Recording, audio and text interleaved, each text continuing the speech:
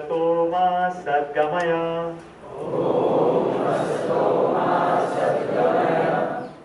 तमसो मा ज्योतिर्गमय मृत्योर्मा अमृतं गमय असत्यो मा हेति प्रभु परम सत्ये तू लई जा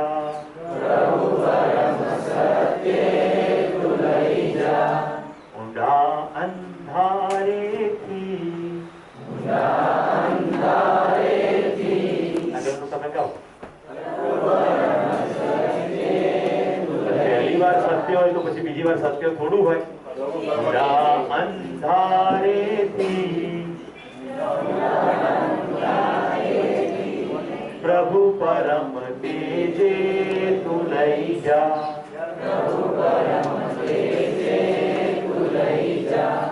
तू हीनो हूँ छूतो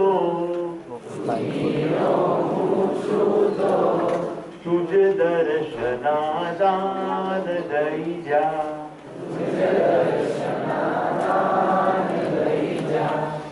એટલે પહેલી સંસ્કૃત પ્રાર્થનાનો લગભગ ગુજરાતી અનુવાદ. ચાલો આપણે સૌની યાત્રા અસત્યમાંથી સત્ય તરફ, અંધકારમાંથી પ્રકાશ તરફ અને મૃત્યુમાંથી અમૃત તરફની થાવ. તો મિત્રો, સૌપ્રથમ આ શિબિર માટે કૃતજ્ઞતા વ્યક્ત કરું છું કિરણભાઈ ચાવડાની, ઉદયભાઈ ચાવડાની, જે આ સંસ્થાના મુખ્ય અધિકારી પદે છે, જેમના આમંત્રણને માન આપીને આપણે બધા અહીંયા મહેમાન થઈને અને આમ તો પરિવારના થઈને બેઠા છીએ. કેટલાક આ એક સૃજનને મળજો બ્રેકમાં, સૃજન જરા ઉભી થઈ તારો ચંદ્રકમળ જેવું બતાવી. કેટલાકના ચહેરા ઉપર ડિફોલ્ટ હાસ્ય હોય, તો સૃજન જેવાના કેટલાકના ચહેરા નિરંતર હસતા હોય છે. તો તમામના આભાર પ્રદર્શન સાથે શિબિરની શરૂઆત કરી. મિત્રો, શિબિરમાં મારી સિવાયના તમામ પ્રબોધકો બોર્ડ વાપરતા હોય છે, એટલે સામાન્ય રીતે શિબિર 7 દિવસ હોય છે. કારણ કે જેટલું વિષય વસ્તુ છે એ 7 દિવસે માંડ કવર થાય.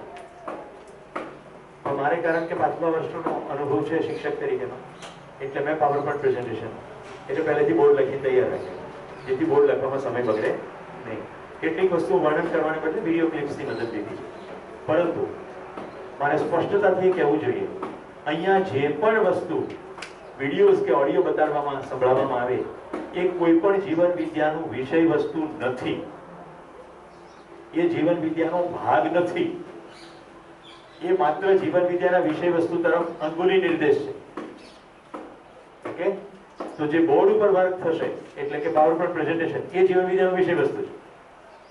અને એને સપોર્ટ કરવા માટે એની તરફ તમારું ધ્યાન બરાબર ખેંચાય, हिंदी में कहे तो सिर्फ ध्यानाकर्षण के लिए ये मैं दिखाऊंगा. ठीक है, तो બધો જ આખો નાખો શિબિર માં ઘણું બધું છે અને તમને એમ થાય કે કેટલુંક તેમણે બતાડ્યું જ નહીં. તો એનું પાછળ રહસ્ય ખાલી એટલું જ છે કે કેટલાક ત્રીજી વાર આવતા હોય, કેટલાક ચોથી વાર આવતા હોય, અને એવો પ્રશ્ન પૂછે કે એ વખતે બોર્ડ લખવું ન પડે. એટલે શિબિરની અંદર ઘણું બધું વિષય વસ્તુ એવું છે જે પરિચય શિબિરની અંદર બતાડવું નહીં. તો આ શિબિર શેનો છે? તો આ શિબિરનું નામ છે જીવન વિદ્યા પરિચય શિબિર. જીવન વિદ્યાનો પરિચય શિબિર છે. આ શિબિર પત્યા પછી તમે ભલે રૂઢ અર્થમાં એમ બોલતા હો કે હું જીવન વિદ્યા શિબિર કર્યો, પણ તમે જીવન વિદ્યા શિબિર કર્યો નથી, તમે જીવન વિદ્યાનો પરિચય શિબિર કરી રહ્યા છો. ઓકે, અથવા ચેતના વિકાસ મૂલ્ય શિક્ષણ. તો ચેતના એટલે શું? આ બધા શબ્દો તમારી પાસે જે જૂના અર્થો ધરાવે છે તેને વચ્ચે લાવશો નહીં. તો ચેતના શબ્દને આપણે વ્યાખ્યાયિત કરશું, વિકાસ શબ્દને પણ વ્યાખ્યાયિત કરશું, મૂલ્ય શબ્દને પણ વ્યાખ્યાયિત કરશું અને શિક્ષણને પણ વ્યાખ્યાયિત કરશું. તો સમગ્ર જીવન વિદ્યા શિબિરમાં બધા જ શબ્દો વ્યાખ્યાયિત છે, આંગળી મૂકીને બતાવી શકાય કે એક્ઝેક્ટલી આવું છે, જેમાં કોઈ ગૂંચવાડો રહે નહીં. રાઈટ? તો તમે કોઈ પણ આધ્યાત્મિક સ્કૂલમાં ગયા હો તો ત્યાં ચેતનાનો કંઈક જુદો મિનિંગ છે. ચેતના વ્યાખ્યાયિત નથી સ્પષ્ટ રીતે. તો શું થાય કે એની આજુબાજુ જેટલું કન્વર્ઝેશન થાય એ તમે પેલા જૂની વ્યાખ્યામાં ચાલો તો મેળ પડે નહીં. માનવીય મૂલ્યો તો ખબર પડી જાય, એ હાથ પાડીએ છીએ, પણ માનવ ખબર ના પડે ત્યાં સુધી માનવીય મૂલ્ય ખબર પડે નહીં. તો માનવને પણ વ્યાખ્યાયિત કરશું, મૂલ્યને પણ વ્યાખ્યાયિત કરશું. પ્રણેતા એના નાગરાજ શર્માજી છે અને મને તક મળી છે કે આ અદ્ભુત વસ્તુ પેશ કરવાની. એટલે મારે નામની આગળ પ્રબોધન એટલા માટે લખ્યું છે કે જેમ પ્રયોગ એવી રીતે પ્રબોધન. હું ખાલી અહીંયાથી અવાજ કરી શકું તો બોધ થવાની પ્રક્રિયા તમારી અંદર થશે. ઓકે, હું બોધ કરાવી શકું એમ છું નહીં. કોઈ કોઈને બોધ કરાવી શકે એમ નથી. બોધ તો જાતે જ થાય. તો મારા સદભાગ્ય એ છે કે આટલું અદ્ભુત અનુસંધાન અથવા સંશોધન છે એ મને બોલવાની તક મળી છે અને હું તમારી સામે રજૂ કરું છું ત્યારે હું પોતે પહેલા સાંભળવા વાળું છું. મિત્રો, બે હાથ જોડીને એક વસ્તુ ફરી કરી દીધું. આ શિબિર માત્ર અને માત્ર જીવન વિદ્યાના ઊંડા અધ્યયનમાં મારી ગતિ થાય એના માટે. અને તમે બધા આવ્યા એટલે મારી ગતિ ઝડપી થશે. એટલા માટે તમારો સૌનો આભાર. આ શિબિરમાં એક પણ આશય એવો નથી કે તમને હું સમજાવી દઈશ. ઓકે, તો આખી ચેષ્ટામાં સમજવાની આખી પ્રક્રિયા તમારે જાતે કરવાની છે. એમાં હું તમારો સહાયક છું, કારણ કે તમે પણ મારી સમજની પ્રક્રિયામાં સહાયક છો. શિબિર શું નથી? સૌથી પહેલા તો આપણે કચરો સાફ કરી નાખીએ, પછી બેસવું કરીએ, પછી નક્કી કરીએ. યોગ પ્રાણાયામ નથી. તમારી વચ્ચેથી કોઈ પણ મહાન યોગી આવ્યા હોય, પરમ આદરણીય નાગરાજજી જેવા યોગી નહીં, બલકે બીજા બધા સમાજમાં ઘણા યોગી હોય છે, જાત જાતના ઉઠપટાંગ આસનો પ્રાણાયામો, તો એ અહીંયા મહેરબાની કરીને શિબિર ચાલુ કરશો નહીં. કારણ કે હોસ્ટેલનું સૌથી મોટું ભયસ્થાન જ આજે. અનિલભાઈ એમ કે સત્ર 8:30 શરૂ થશે તો આવા જે આવ્યા હોય ને 8ટા આપણે ચાન્સ મળી ગયો. આટલું બધું બેસ્ટ ઓડિયન્સ ક્યારે મળે? એટલે સાંજે ઘોષણા કરે સવારે હું તમને યોગાસન કરાવીશ, તો બાપુ જાળવી જાજો. એટલા માટે કે તમારી કદાચ કુશળતા હશે પણ તમને ખબર નથી કે તમે જેને પોતાના શિબિરાર્થીઓ માનો છો એનું શરીર કેવું છે. એમાંથી કોઈની એકાદી નસ બસ ખેંચાઈ ગઈ તો એનું શિબિર ડિસ્ટર્બ થઈ જશે. શિબિર પ્યોર સમજવાનું છે. અહીંયા કોઈ યોગાસન પ્રાણાયામ નથી, અહીંયા ભજન કીર્તન પણ નથી. કોઈ ઈશ્વરને અહીંયા ઇન્વાઇટ કરવાના નથી, કોઈ ઈશ્વરને ભક્તિ કરવાની નથી. હા, હું તમને થોડાક ભજનો સંભળાવીશ, કરો ગીતો પણ સંભળાવીશ, શક્ય છે ક્યાંક હિન્દી પિક્ચરના ગીતો પણ સંભળાવીશ. આમાંનું કોઈ પણ વિષય વસ્તુ નથી, પણ કારણ કે ઓલરેડી કહેવાયું છે આગળ, તો તમને ફટાક કરતું ધ્યાન ખેંચાઈ જશે. તમારી સાથે છો ને આજે બોલી રહ્યો છું એમાં? એક બાજુ તો કહે છે કે ભજન કીર્તન નથી અને બીજી બાજુ એમ કહે છે કે ભજન તો સંભળાય. બોલો સર્જન, શું ખબર પડી એમાં? ભજન કીર્તન છે ને એક બાજુ સંભળાવવાનું કહું છું, એનું શું ખબર પડી? કહો. जीवन विषय एक समझाओ. अमृत आप बताओ. भजन कीर्तन शिविर के अंतर्गत है नहीं, लेकिन मैं फिर भी भजन सुनाऊंगा ऐसा बोल रहा हूँ. उसका क्या मतलब है? हाँ, गुजराती में. तो तने बराबर हाथों पड़ी जाए એટલે મેં વસ્તુ જે જીવન વિદ્યાની વસ્તુ છે વિષયની એને ઇંગિત કરવા માટે એના રિસ્પેક્ટિવમાં તમે કઈ ભજન કે કઈ બી કહેશો. ઓકે, તમારું ધ્યાન ખેંચવા માટે તમને કહું કે નકશો પાથરવામાં આવે, એમાં નકશાની અંદર પાલનપુર બતાડીએ તો એ પાલનપુર છે ખરું? એ પાલનપુર છે? નકશામાં જે પાલનપુર છે એ નકશામાં ખાલી ટપકું જ છે, પણ એ નકશાથી તમે પાલનપુર પહોંચી શકો કે નહીં? તમારી પાસે નકશો હોય, તમે અમદાવાદમાં બેઠા હો અને તમને દેખાય કે આ રોડ સીધો પાલનપુર જાય છે, તમે રોડ ઉપર ચાલવા માંડો એટલે પહોંચી જાઓ. બસ આટલું જ. જેમ નકશાની જેટલી ઓકાત છે એટલી જ અહીંયાની કોઈ પણ વિડીયો ક્લિપની કે ભજનની ઓકાત છે. એ ગાવાથી કે રટવાથી કશી જ ખબર પડે નહીં. એકનું એક ભજન 50 વાર ગાઈ નાખો તો ખબર પડે નહીં. આજ સવારે મને ખૂબ ગમે છે એટલે મેં સાંભળ્યું, અહમદ હુસૈન અને મોહમ્મદ હુસૈન બે ભાઈઓએ ગાઈ છે ગણેશ વંદના. એટલી અદ્ભુત ગાઈ છે, એટલી અદ્ભુત ગાઈ છે કે તમને ગીતની મધુરતા માણવી હોય તો તમને પણ હું સંભળાવીશ. ઓકે, પણ એ હું વંદના ગાઈ નાખું 10 વાર 25 વાર એટલે ગણેશજી પ્રસન્ન થઈ જાય ને માગ માગ માગે તે આપું, એવું કશું થવાની કોઈ વાત અહીંયા છે. ત્રીજો મુદ્દો છે ઉપદેશ નથી. તમારે શું કરવું એવું હું અહીંયાથી એક પણ વાર કહેવાનો નથી. શું કરવું જોઈએ એ પણ કહેવાનો નથી. કોણે શું કરવું જોઈએ એવું પણ કહેવાનું નથી. અહીંયા કાર્યક્રમની અંદર કોઈ પ્રિસ્ક્રિપ્શન નથી. કોઈ કીધું જીવન કેવી રીતે જીવવું, ના. અસ્તિત્વમાં શું છે એની વાત થશે, પછી તમે જાતે નિર્ણય લેશો. દાખલા તરીકે હું તમને એમ કહું કે તારે શરીર છે અમોલા, અમોલા કે ના પાડી જ ના શકે. સવારે નાસ્તો કર્યો નથી, જો એને ના કર્યો ત્યાં નથી. બપોરે ભૂખ લાગશે, કદાચ લાગી ગયો, અને સામે ભોજન છે, પછી અમોલાએ નક્કી કરવાનું છે કે આ નાસ્તો મારે કરવો કે ના કરવો. પણ હું એમ કહી શકું કે આ નાસ્તો તારા માટે ઉપલબ્ધ છે. કેટલાને સમજણ પડે છે સાદી ભાષા? ફાલ્ગુન બરાબર ચાલી રહ્યું છે? ગુડ. અમારે સૌથી મોટું મારા માટે ભયસ્થાન ખાલી ફાલ્ગુની બેન અમૃત જ છે. મારી બેને ધ્યાનમાં રાખવાના છે કે મારથી ક્યાંક લચ્છા ના લાગી જાય. કારણ કે જે લોકો અંદર યાત્રા શરૂ થઈ ગઈ હોય એમને ડગલે ને પગલે એમ લાગે કે આ એમ કેમ બોલ્યા. તો તમને બેને પણ કહી દઉં કે આખો આશય નવા શિબિરાર્થીઓનું ધ્યાન ખેંચવાનું. મારી સિવાય લગભગ કોઈ પ્રબોધકો ઉદાહરણ નથી આપતા. કારણ કે ઉદાહરણનું સૌથી મોટું ભયસ્થાન શું છે? ઉદાહરણની દિશામાં બધા દોડવા માટે. ઓકે, તો તમે એવું નહીં કરો એવો આશય છે. ઉપદેશ શું કામ નથી? તો દરેક વ્યક્તિ સ્વતંત્ર માનવ છે. અહીંયા બેઠેલા દરેકને કામ કરવાની, વિચારવાની પૂર્ણ સ્વતંત્રતા છે. કલ્પનાશીલતા છે અને કર્મ સ્વતંત્રતા છે. તમે ગમે તે કલ્પના કરવા સ્વતંત્ર છો અને કશું પણ કામ કરવા પણ સ્વતંત્ર. એટલે હું ખાલી તમારી સામે પ્રસ્તાવ રાખી શકું. શિબિર શું છે? પારિવારિક પ્રક્રિયા. હું આ ક્ષણથી તમને મારા પરિવારના સભ્યોની જેમ જોઈને આ 5 દિવસ શિબિર ચલાવીશ. તો પરિવારની અંદર જે રીતે પ્રક્રિયા થાય એવી રીતે પ્રક્રિયા થશે. બીજું છે પ્રસ્તાવ અને સંવાદ. જો ઉપદેશ નથી તો શિબિર ચાલશે કેવી રીતે? તો હું તમારી સામે કોઈ પ્રસ્તાવ રાખીશ. એ પ્રસ્તાવને કાં તો તમે સ્વીકારશો, કાં તો તમે નહીં સ્વીકારો. ઓકે, દરેકની પોતપોતાની સ્થિતિ પ્રમાણે ગતિ થશે. જો તમે સ્વીકારશો તો તમારી યાત્રા હજી આગળ ચાલશે. અને કહી દઉં, આજ સુધી 750 કરોડ માણસમાંથી એક પણ માણસ નકારી શકે એવો એક પણ પ્રસ્તાવ જીવન વિદ્યામાં નથી. પણ તાકાત તમારે લગાડવાની છે પ્રસ્તાવને સમજવાની. કારણ કે સર્વદેશીય, સર્વકાલિક અને સાર્વભૌમિક પ્રસ્તાવ છે. સર્વદેશીય, સર્વકાલિક અને સાર્વભૌમિક એટલે શું?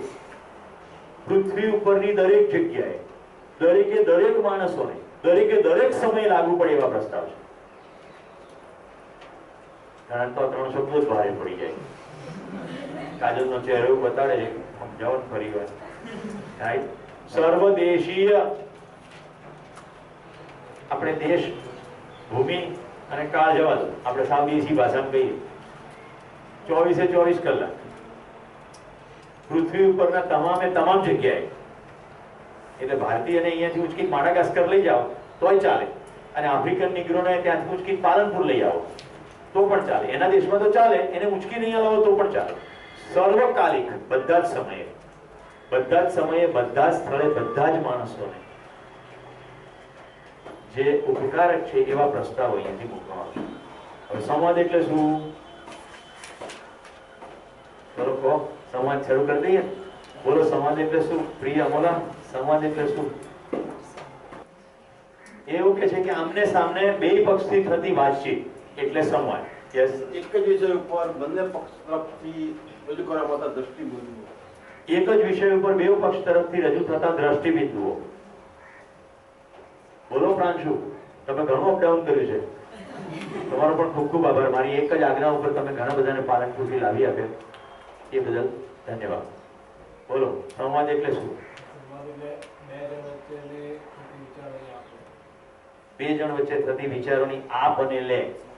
તું મને આપ અને હું તારી જોડથી લઉં. બોલો ધવલભાઈ.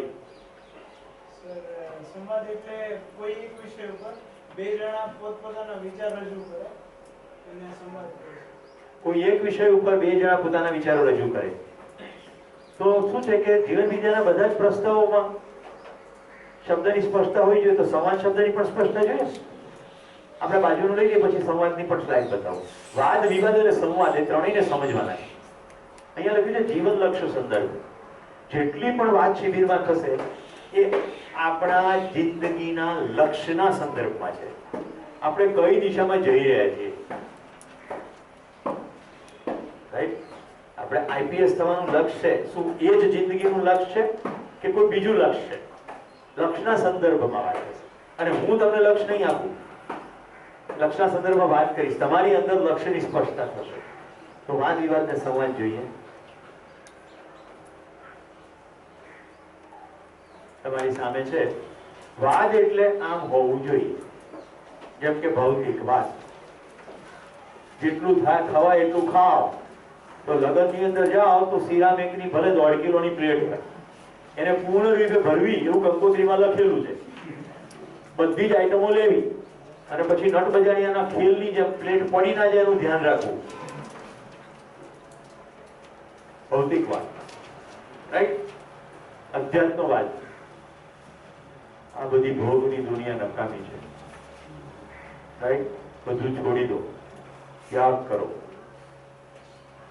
એ ભાઈ એક બીજો વાત. સમાજવાદ, સામ્યવાદ, નક્સલવાદ, આમ હોવું જોઈએ. એક ફિક્સ દ્રષ્ટિબિંદુ એટલે વાદ.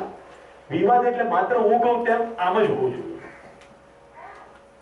એક વ્યક્તિ બોલે તો સામે વિવાદ ક્યારે થાય? સામેવાળી વ્યક્તિ શું કહે? ના, આમ જ સાચું છે. અત્યારે તમે ખાલી કલ્પના કરો, ઘરની અંદરના તમામ કલહ, સમાજની અંદરના તમામ સંઘર્ષ અને બોર્ડર ઉપરના તમામ યુદ્ધ માત્ર ને માત્ર વિવાદ છે. જો તમારે જોવાનું છે અંદર, મેં કીધું ને બધું જોવાનું છે. હું એમ કહું છું કે આ તમામ પ્રકારના કન્ફ્લિક્ટ્સ માત્ર ને માત્ર વિવાદની અભિવ્યક્તિ છે. મને એવું દેખાય છે. એક ભાઈએ બીજા દેશમાં જઈને એક ટાવર તોડી નાખ્યું, 9/11, અને અસંખ્ય લોકો મૃત્યુ પામે. એને શું કહ્યું કે અમેરિકન જીવનશૈલી છે યોગ્ય નથી. જીવવાની શૈલી તો આવી જ હોવી જોઈએ. આજે પણ આપણી કેટલી બધી બહેનો અમુક પ્રકારના ખાસ કપડા પહેરવા પડે છે. એમણે ભારતમાં, ભારતની બહાર, હું જે કહી રહ્યો છું એનો ખ્યાલ આવે છે? અમુક જ કપડા પહેરાય ને અમુક કપડા ન પહેરાય, એવું સ્પષ્ટ છે કે નહીં? વાદ, એ વાદને અમલ કરવા વાળા એને વિવાદના સ્તરે લઈ ગયા છે. જો નહીં પહેર્યું, શૂટ. ભણવા મોકલાય નહીં, શૂટ. મલાલા, રાઈટ? ભણીશ કીધું એટલે એ બન્યું. તો વિવાદનું પરિણામ હંમેશા તમામ પ્રકારના કલહ, સંઘર્ષ અથવા યુદ્ધમાં છે. સમાજ, ચાલો સાથે મળીને જોઈએ કે ખરેખર શું છે. હવે જો મેં શું છે ને બ્લુ કલર કર્યું, મહેરબાની કરીને હું જે નથી બોલતો એ ના સાંભળતા. શું હોવું જોઈએ એવું નથી લખ્યું અહીંયા. શું છે, વોટ ઇઝ. સમગ્ર અસ્તિત્વમાં શું છે એની વાત આપણે ભેગા મળીને કરીએ તો સંવાદ. જો વિવાદ કરી જોઈએ, ખુરશી ઊંચી હોવી જોઈએ. અનિલભાઈ, આ લોકો મને 2 ગાદી આપી, ખુરશી ઊંચી ના હોવી જોઈએ? ગાદી થોડી મૂકવી પડે? તમારે આજે વહેલી સવારે 5 વાગે ખુરશી ખરીદવી ના જોઈએ? થઈ ગયો ને વિવાદ? એ તરત કહેશે કે તમે તેવું કીધું નતું, તમારે પહેલા ના કહેવું જોઈએ. તો હું એમ કહીશ કે બધું કહેવાનું થોડું હોય, સમજણ ના પડે. તો એ કહેશે કે અમે પરમાત્મા છીએ, બધું સમજી જઈએ. તો હું કહીશ હવે ભાઈ સામાન્ય ખુરશી જેવી વાતમાં આત્મા પરમાત્મા ક્યાં લાવો છો? તો કે ખુરશીની તો બધી મોકાણ છે, જો શું થઈ રહ્યું છે ઉપરમાં. એટલે થોડી વારમાં મેં હસી ચાપી નાખીશું. ખુરશી જતી રહેશે, વિવાદ જતો રહેશે, એક નવો વિવાદ ચાલુ થશે. કોને ચૂંટણીમાં શું કરવું જોઈએ? કેટલાને સંવાદ સ્પષ્ટ થાય છે. ગુડ. આપણે શિબિરમાં 5 દિવસ સંવાદ કરીએ. શું છે ની વાત. તો પ્રશ્ન તમે પૂછશો તો શું છે એમાંથી આવતો હશે. હું જવાબ આપીશ તો શું છે એમાંથી આવશે. શું હોવું જોઈએ એમાંથી આવશે નહીં. બારીઓ બંધ હોવી જોઈએ, રૂમમાં એસી હોવું જોઈએ. આ થાંભલા અહીંયા મૂકવાની શું જરૂર છે? એ અહીંથી બહાર કાઢી નાખવા જોઈએ. આ બધા ધારિયાઓની શું જરૂર છે? આ કોથળાઓ શું છે? બધા ચોકલેટો નાખવાની છે? અહીંયા બધા સુંડલા શું કામ રાખે છે? સુપડા શું બધે બપોર પછી વાવલવાનો કાર્યક્રમ છે? આ બધું જોઈએ માંથી આવે. આવું હોવું જોઈએ નહીં. તો હે વાલા મિત્રો, હોસ્ટેલ ઉપર જાઓ, ત્યારે ગાદલું આવું હોવું જોઈએ, પલંગ આવો હોવો જોઈએ, ગીઝરની સ્વિચ નીચે હોવી જોઈએ, મને દેખાવી જોઈએ, પાણી ગરમ હોવું જોઈએ, નાસ્તામાં ચાય હોવી જોઈએ, દૂધ હોવી જોઈએ, કોફી હોવી જોઈએ, બોર્નવિટા પણ હોવું જોઈએ.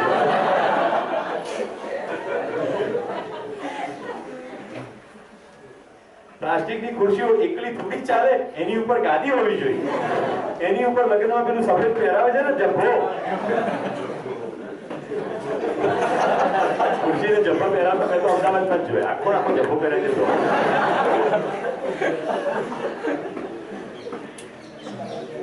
કેટલા મોજ પડી ગઈ. 205 દિવસ આવો ટેસ્ટ રોજ કરવાનો, અને હું એકેય જોક નહીં કહું, ખાલી છે એની જ વાત કહી. ઓકે, શું છે તો માનું છું બધાને સંવાદ સમજાયો હશે. અહીંયા હું સંવાદ શબ્દની વ્યાખ્યા કરું છું. સંપૂર્ણતાના અર્થમાં વાદ, એનું નામ સંવાદ. કોઈ સંપૂર્ણતાની વાત કરતા હોઈએ આપણે પરસ્પર સાથે મળી, ચલો હું અનિલભાઈ બંને સંવાદ કરીએ છીએ. અનિલભાઈ, આપણે જીવન વિદ્યાનો શિબિર ગોઠવ્યો છે, તો મને ડોક્ટરે એવી સલાહ આપી છે કે પડઘો ના પડે એવી જગ્યાએ હોલ કરવો રાખવો. તો કિરણભાઈ એવું કહ્યું કે આપણો બસો જે હોલ છે 1500, પણ એમાં તો પડઘો પડે છે એટલે એમાં નહીં પૂછે. તો અનિલભાઈ કે તો સારું, આપણી પાસે એક બીજો હોલ છે જેમાં સગવડો વધારે નથી પણ એમાં પડઘો નથી પડતો, આ હોલમાં આપણે ત્યાં બેઠા છીએ. આને કહેવાય સંવાદ. સંપૂર્ણતાના અર્થમાં તો સંપૂર્ણતા શેની છે? શિબિર ચલાવવાના છે. ઓકે, શિબિરની અંદર આપણે લક્ઝરીની અપેક્ષા નથી, દિવાલોની કોઈ વિશેષ અપેક્ષા નથી, આવી બધી છાજલીઓ પર કશું પડ્યું હોય ના પડ્યું એનાથી આપણને કશો ફેર પડતો. ક્લિયર છે બધા? આ થયો સંપૂર્ણતાના અર્થમાં વાત. આ નાનકડી સંપૂર્ણતા છે, આ શિબિર પૂરતી સંપૂર્ણતા છે. હવે આ અસંખ્ય શિબિરો, અસંખ્ય અભ્યાસક્રમો, એ જે મોટી સમગ્રતા થઈ. ઓકે, મલ્ટિપલ કોલેજો, મલ્ટિપલ અભ્યાસક્રમો, મલ્ટિપલ યુનિવર્સિટીઓ, હજી મોટી સમગ્રતા થઈ. એમ કરતા કરતા કરતા આખા અસ્તિત્વને આવરી લઈએ, એટલી મોટી સમગ્રતા સુધીની જ્યારે સ્પષ્ટતા સાથે વાત થાય ત્યારે એને સંવાદ કહેવાય.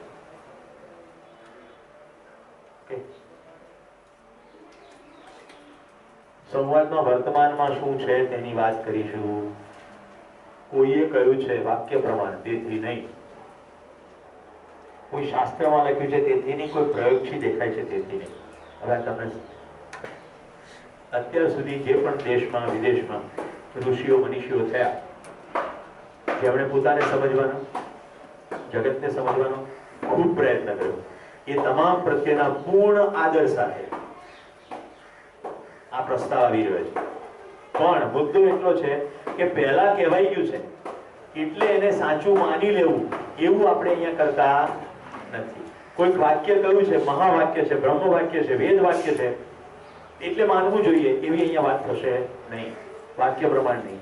કોઈ જીવંત ગુરુ છે, કોઈ જીવંત સાધુ છે કે કોઈ મહાન માણસ, તમે જેને ગણો છો એવું કોઈ વ્યક્તિ છે, એને કીધું છે એ તો બરાબર જ હોય ને. તો વ્યક્તિ દ્વારા બોલાવ્યું છે એટલે પણ નહીં. ઓકે, તો કોઈ ખાસ બુકમાંથી લીધેલું કે કોઈ વ્યક્તિ દ્વારા બોલાયેલું વાક્ય પ્રમાણ નથી, કોઈ ટિપિકલ શાસ્ત્ર પ્રમાણ નથી. એટલે જીવન વિદ્યા પરિચય શિબિરની અંદર આ હિન્દુ ધર્મ કે સનાતન ધર્મ કે ભારતની વાત થઈ રહી નથી. અહીંયા માનવની વાત થઈ રહી છે. પૃથ્વી ઉપર જેટલા માનવો છે એની વાત થઈ રહી છે. એટલે તો સર્વદેશીય થાય. તમે કોકના પણ માનતો એક ભગવાનમાં બહુ શ્રદ્ધા છે તો એ સર્વદેશીય છે ખરું? તમને છે પણ આફ્રિકામાં જાઓ તમે કહો કે ડુ યુ નો નામ, કે હું કે એને ખબર નથી. જેમ મારું બગડ્યું એમ તમારું ના બગડે એવું કરીએ. રિદ્ધિબેનના બેનપણીનો ફોન છે, ગીતાબેન, એમને કહેજો તમને અત્યારે ફોન કરવાની કમત શું છે? તો વાક્ય પ્રમાણ નહીં, શાસ્ત્ર પ્રમાણ નહીં. હવે આ બહુ ઇન્ટરેસ્ટિંગ છે. જેમાં અહીંયા બીએસસી ની વિદ્યાર્થીનીઓ બેઠી છે, તે અમોલાબેન જેવા મેડિસિનના વિદ્યાર્થીઓ, કોઈ પ્રયોગથી જે દેખાય છે તેથી પણ નહીં. જો મેડિસિનનો લગભગ આખો અભ્યાસ જીવંત શરીરનો અભ્યાસ નથી, મૃત શરીરનો અભ્યાસ છે. અને ટ્રીટમેન્ટ જીવંત શરીરની થાય છે. આજ સુધી મેં ક્યાંય એવું વાંચ્યું નથી કે કોઈ વ્યક્તિ એમ કે કઈ વાંધો નહીં અમોલા સર્જરી કર, જોઉં છું અને તું બી જો કે આંતરડું કેવી રીતે કામ કરે છે. તો આંતરડા અને અમોલાને સમજવું હશે તો એનેટોમી વિભાગમાં જઈને કોઈ કે ડેડ બોડી આપ્યું છે એ ડેડ બોડીને ચીરવામાં આવશે અને એની અંદરના ઓર્ગન જોવામાં આવશે, એનો સંપૂર્ણ અભ્યાસ થશે અને એને આધારે દવાઓ નક્કી થશે. એટલે એક પણ પથી પોતાની અંદર સંપૂર્ણ નથી. અહીંયા આયુર્વેદ પણ છે અને એલોપેથ પણ છે, હું માનું છું. બીજા ઓલ્ટરનેટિવ હિલિંગ, રેકી, પ્રાણી, આ બધી જ પથી કોઈ એક વ્યક્તિને લાગુ પડી જાય એટલે બધાને એક સરખી લાગુ પડતી નથી. મેં અમદાવાદના ENT એક્સપર્ટ, મારું ગળું જ્યારે સાવ સરસ હતું ત્યારે એમને મળવા ગયો, doctor Nandlal Mansata, senior doctor. અને તમારા વિશે સાહેબ મેં ખૂબ સાંભળ્યું છે અને મારે વર્ષો સુધી કામ કરવું છે, તો મારે શું કરવું જોઈએ? એને મને કીધું, સૂતી વખતે હળદર વાળું દૂધ પીવાનું. એલોપેથી ડૉક્ટર આયુર્વેદનો રેફરન્સ કરે છે. અત્યારે જીવન વિદ્યામાં અધ્યયનમાં મારી સાથે છે એક ભાઈ છે, ડૉક્ટર સંજય શાહ, ગાંધીનગરમાં રહે છે. એલોપેથ ડૉક્ટર છે, સર્જન છે, રાઈટ. મેં કીધું કે આજકાલ મને આ વાયરલ ને ફાયરલના બધા બબાલો થાય છે ગળામાં. મને કે સીતોપલાદીનો એક ડોઝ કરી નાખો, સીતોપલાદી ચૂર્ણ. એલોપેથ ડૉક્ટર છે એ કે અમે બધા ઘરમાં સીતોપલાદી જ ખાઈએ. એકદમ શું કહેવાય, જટિલ વનસ્પતિમાંથી બનતી વસ્તુ છે, જ્યારે એલોપેથીની બધી મેડિસિન એ પણ વનસ્પતિમાંથી બને, પણ બધી ફાઇન થયેલી છે, કેમિકલ પ્રોસેસથી એકદમ ફાઇનર એલિમેન્ટ શોધવામાં આવે. એક પથી એવું કહે છે કે રોગના જીવાણુ ઉપર કામ કરો, બીજી પથી એવું કરે છે કે જીવાણુ જે ઘરમાં નિવાસ કરે છે ઘર ઉપર કામ કરો, ત્રીજી પથી એવું કહે છે કે આ ઘરની અંદર ફેરફારો થયા કરે છે, બારી બારણા ઉગાડવાસ થાય છે, તે બારી બારણા ઉપર કામ કરો. ઘર એટલે આ શરીર, બારી બારણા તમને ખબર છે ને, અંદર જે આવન જાવન થાય છે એની ઉપર કામ કરો. એક પછી એવું કહે છે કે અંદર પંખોની એસી ચાલુ છે, એસી નું ફિલ્ટર ચોકઅપ થઈ ગયું છે અને પંખો વધારે પડતી સ્પીડમાં ફરે. આ પંખો અને એસી, તો એની ઉપર કામ કરો. એક ભાઈ મને મળી ગયા લેહ લડાખની અંદર, એ મને કે બધા જ પ્રશ્નોની દવા એક જ છે, શું? ધ્યાન. રાઈટ. અનિલભાઈને ખબર છે, આપણા ભાઈ ઉદયભાઈએ કેટલા વર્ષો ધ્યાન કર્યું છે, ઓકે, અને હજી ધ્યાન કરે છે. ધ્યાનથી આપણી સ્વસ્થતા અદભુત છે, પણ બીમારી ની પ્રોસેસ, શરીરની પ્રોસેસ છે એ સદંતર જુદી વસ્તુ. તો મિત્રો, કોઈ પ્રયોગથી દેખાય છે તેથી નહીં, લેબોરેટરીની અંદર એવી કેટલી વસ્તુઓ છે. આ ઇવન આ રૂમની અંદર હવા દેખાય છે, પણ ચેક કરી ને તમે ડિસ્ટિંક્ટિવ કરી શકો છો કે આમાં ઓક્સિજન છે, પણ લઈ રહ્યા છીએ તો કેટલીક વસ્તુ પ્રયોગથી પકડાય છે, કેટલીક વસ્તુ પ્રયોગથી પકડાતું નથી. તો દ્રષ્ટિગોચર એટલે આંખથી દેખાય એની અહીંયા સીમા આપણે સ્વીકારી ચાલીએ છીએ, એટલે એટલું સાચું છે એમ નહીં. તો કઈ રીતે જોશું? તો સ્વયંના અધિકાર વડે તપાસશું. મારો અધિકાર. તો મિત્રો, ઇન્ટરેસ્ટિંગ વાત કરું, અત્યાર સુધી જેટલા પણ સબ્જેક્ટ પૃથ્વી ઉપર છે એ બધા માને છોડીને બહારનો અભ્યાસ છે. માણસનું ઓબ્જેક્ટિવ અધ્યયન સિસ્ટમેટિકલી થયું નથી. છૂટક છૂટક થયું છે, અધ્યાત્મના ક્ષેત્રમાં છૂટક છૂટક થયું છે, પણ સંપૂર્ણ અધ્યયન થયું નથી. તો સામે જે દેખાય છે એનું અધ્યયન થયું છે, પણ જોનારનું અધ્યયન થયું નથી. અધ્યયન સમજાય છે ને, સ્ટડી, એનો અભ્યાસ નથી થયો. હવે જોજો, મારી સામે રસગુલ્લા પડ્યા, ખવાય ના ખવાય? તરત દાબાડી દીધી. ભાઈ, ડાયાબિટીસ હોય તો રસગુલ્લા પોતે મારા માટે ફાયદાકારક નથી. તો એ થયું માણસનું અધ્યયન. આપણે રસગુલ્લામાં માસ્ટર છીએ, ગુલાબજાંબુમાં માસ્ટર છીએ. આપણે એક કોન્ફરન્સમાં જવાનું થયું તો ત્યાં મને એક થેલી પકડાઈ, ત્યાં ગિફ્ટ છે. મેં જોયું તો તલોદ, અને અંદર જોયું તો તલોદના 3 પ્રકારના આટાનું પેકેટ હતા. તલોદનો હાંડવો, એટલે ડાયરેક્ટ સીધો હાંડવો બની ગયા. એટલે પદાર્થોનું અધ્યયન છે. જો હવે ઇન્ટરેસ્ટિંગ વસ્તુ, ફિઝિક્સ એ બીજું કશું જ નથી, બલકે પદાર્થોની ગતિ અને મૂવમેન્ટનું અધ્યયન છે. કેમિસ્ટ્રી એ બીજું કશું જ નથી, પણ પદાર્થોની ઇન્ટરપ્લેનું અધ્યયન છે. બાયોલોજી એ બીજું કશું જ નથી, પણ પ્રાણ કોશિકાઓની અંદર ચાલતી પ્રક્રિયાઓ અને એનું જે બિહેવિયર છે એનું અધ્યયન છે. મેડિસિન એ બીજું કશું નથી, પણ આખું શરીર જે પ્રાણ કોશિકાઓનો સમૂહ છે એ કઈ રીતે કલેક્ટિવલી કામ કરે છે એનું અધ્યયન છે. ફિઝિક્સ, કેમિસ્ટ્રી, બાયોલોજી, તમામ શાસ્ત્રો. હવે તમે કહો સાયકોલોજી તો માણસનું અધ્યયન છે, એટલે મેં શબ્દ વાપર્યો તો ટુકડામાં. કૂતરા ઉપર પ્રયોગ કરવાના અને એમાંથી જે તારવણી નીકળે એ માણસ ઉપર બેસાડવાય. Pavlov condition. કેટલા લોકો બીએડ માંથી આવે, એજ્યુકેશન અથવા ફેકલ્ટી તો બધા જાણીને ભણે જ છે. પાવલોવિયન કન્ડિશનિંગ. પાવલો નામનો માણસ કૂતરાની સામે બિસ્કિટ મૂકે એટલે કૂતરાના મોઢામાંથી લાળ પડે. પછી એને છે ને ઘંટડી પર વગાડવાનું ચાલુ. બિસ્કિટ આપે, ઘંટડી વગાડે. બિસ્કિટને જોઈને તો લાળ પડતી હતી. એક દિવસ બિસ્કિટ ના મૂક્યું અને ખાલી ઘંટડી વગાડી, હવે કૂતરાના મોઢામાં લાળ પડી. એમાંથી એને શોધી કાઢ્યું કન્ડિશનિંગ, અને પછી એ માણસ ઉપર છાપી દીધું. માણસને માટે પાવલોવિયન કન્ડિશનિંગ આવો કન્સેપ્ટ છે. તો મૃત શરીરોના અભ્યાસથી મેડિસિનનું આખું સાયન્સ જીવંત માણસ પર કામ કરે. એ જ રીતે પ્રાણીઓના અભ્યાસથી જે મન સમજાયું છે એ મનને માણસને પણ પ્રાણી ગણીને એની ઉપર ઇમ્પ્લિમેન્ટ કરવામાં આવે. તો માણસનું આ રીતે ઓબ્જેક્ટિવ અધ્યયન થયું નથી તો કેવી રીતે કરવું? માણસનું અધ્યયન કેવી રીતે થાય ભાઈ? માણસનું અધ્યયન કરવું જોઈએ. કેમિસ્ટ્રીનું પદાર્થનું અધ્યયન કરવું છે, તમે લેબોરેટરીની અંદર બે વસ્તુ ભેગી કરશો. હાઇડ્રોજનનો ગેસ લીધો, ઓક્સિજન ગેસ લીધો, પછી બેને ભેગા કરે તો ધડાકો થયો, કાચનો ફ્લાસ્ક તૂટી ગયો અને પાણીના ટીપા થઈ ગયા. એટલે ખબર પડી, ઓ આ બે ગેસ ભેગા થાય તો પ્રવાહી થાય છે. ચાકી ટેસ્ટ કરી જોયું, પાણી છે, બીજું કંઈક તો નથી. હવે મને કોઈ માણસનો અધ્યયન કેવી રીતે થાય?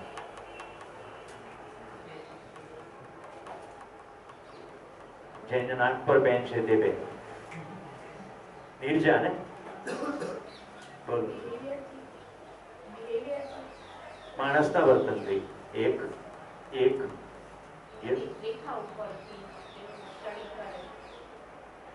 એના ફેશિયલ એક્સપ્રેશન કે બોડી લેંગ્વેજ દેખાવથી, એટલે એ પણ બિહેવિયર જ થયું. બીજું એની સાથે રહીને એની વાતચીત પરથી.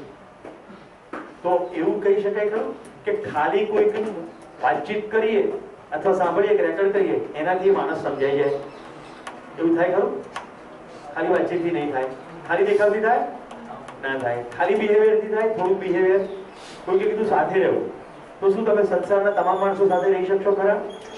તો સર્વદેશીય, સર્વકાલિક, સર્વભૌમિક જ્યારે કહું છું, બધા માણસોને લાગુ પડે એવી વાત કરું છું, તો માણસનો અધ્યયન કેવી રીતે કરવા? બોલો ફાલ્ગુનીબેન, માણસનો અધ્યયન કેવી રીતે કરવા? टेंशन नहीं लेने का क्या? पहली कुर्सी पे बैठ के शिक्षक की छाती पे सब नहीं जाता. पहला सेशन ની અંદર આટલું બધું ચહેરા પર ટેન્શન નહીં જશે, એ રીતે એમ ન ચાલે. પ્રશ્ન પૂછવાની છૂટ છે તો મેં કીધું ને, ગમે ત્યારે આપણો આખો કાર્યક્રમ સંવાદનો જ છે. બોલો અમરીત, इंसान का अध्ययन कैसे होगा? હા, તમે માણસ છો કે નહીં? તો પડોશીનું બિહેવિયર ક્યાં જોવાની જરૂર છે? પોતાનું જોવાની જરૂર છે. પોતાની સાથે સતત રહીએ છે. પોતાની અંદર શું ચાલી રહ્યું છે, પોતાની બહાર અભિવ્યક્ત શું થઈ રહ્યું છે, 24 કલાક શું થઈ રહ્યું છે, અંદર શું ચાલી રહ્યું છે, બહાર અભિવ્યક્ત શું થઈ રહ્યું છે,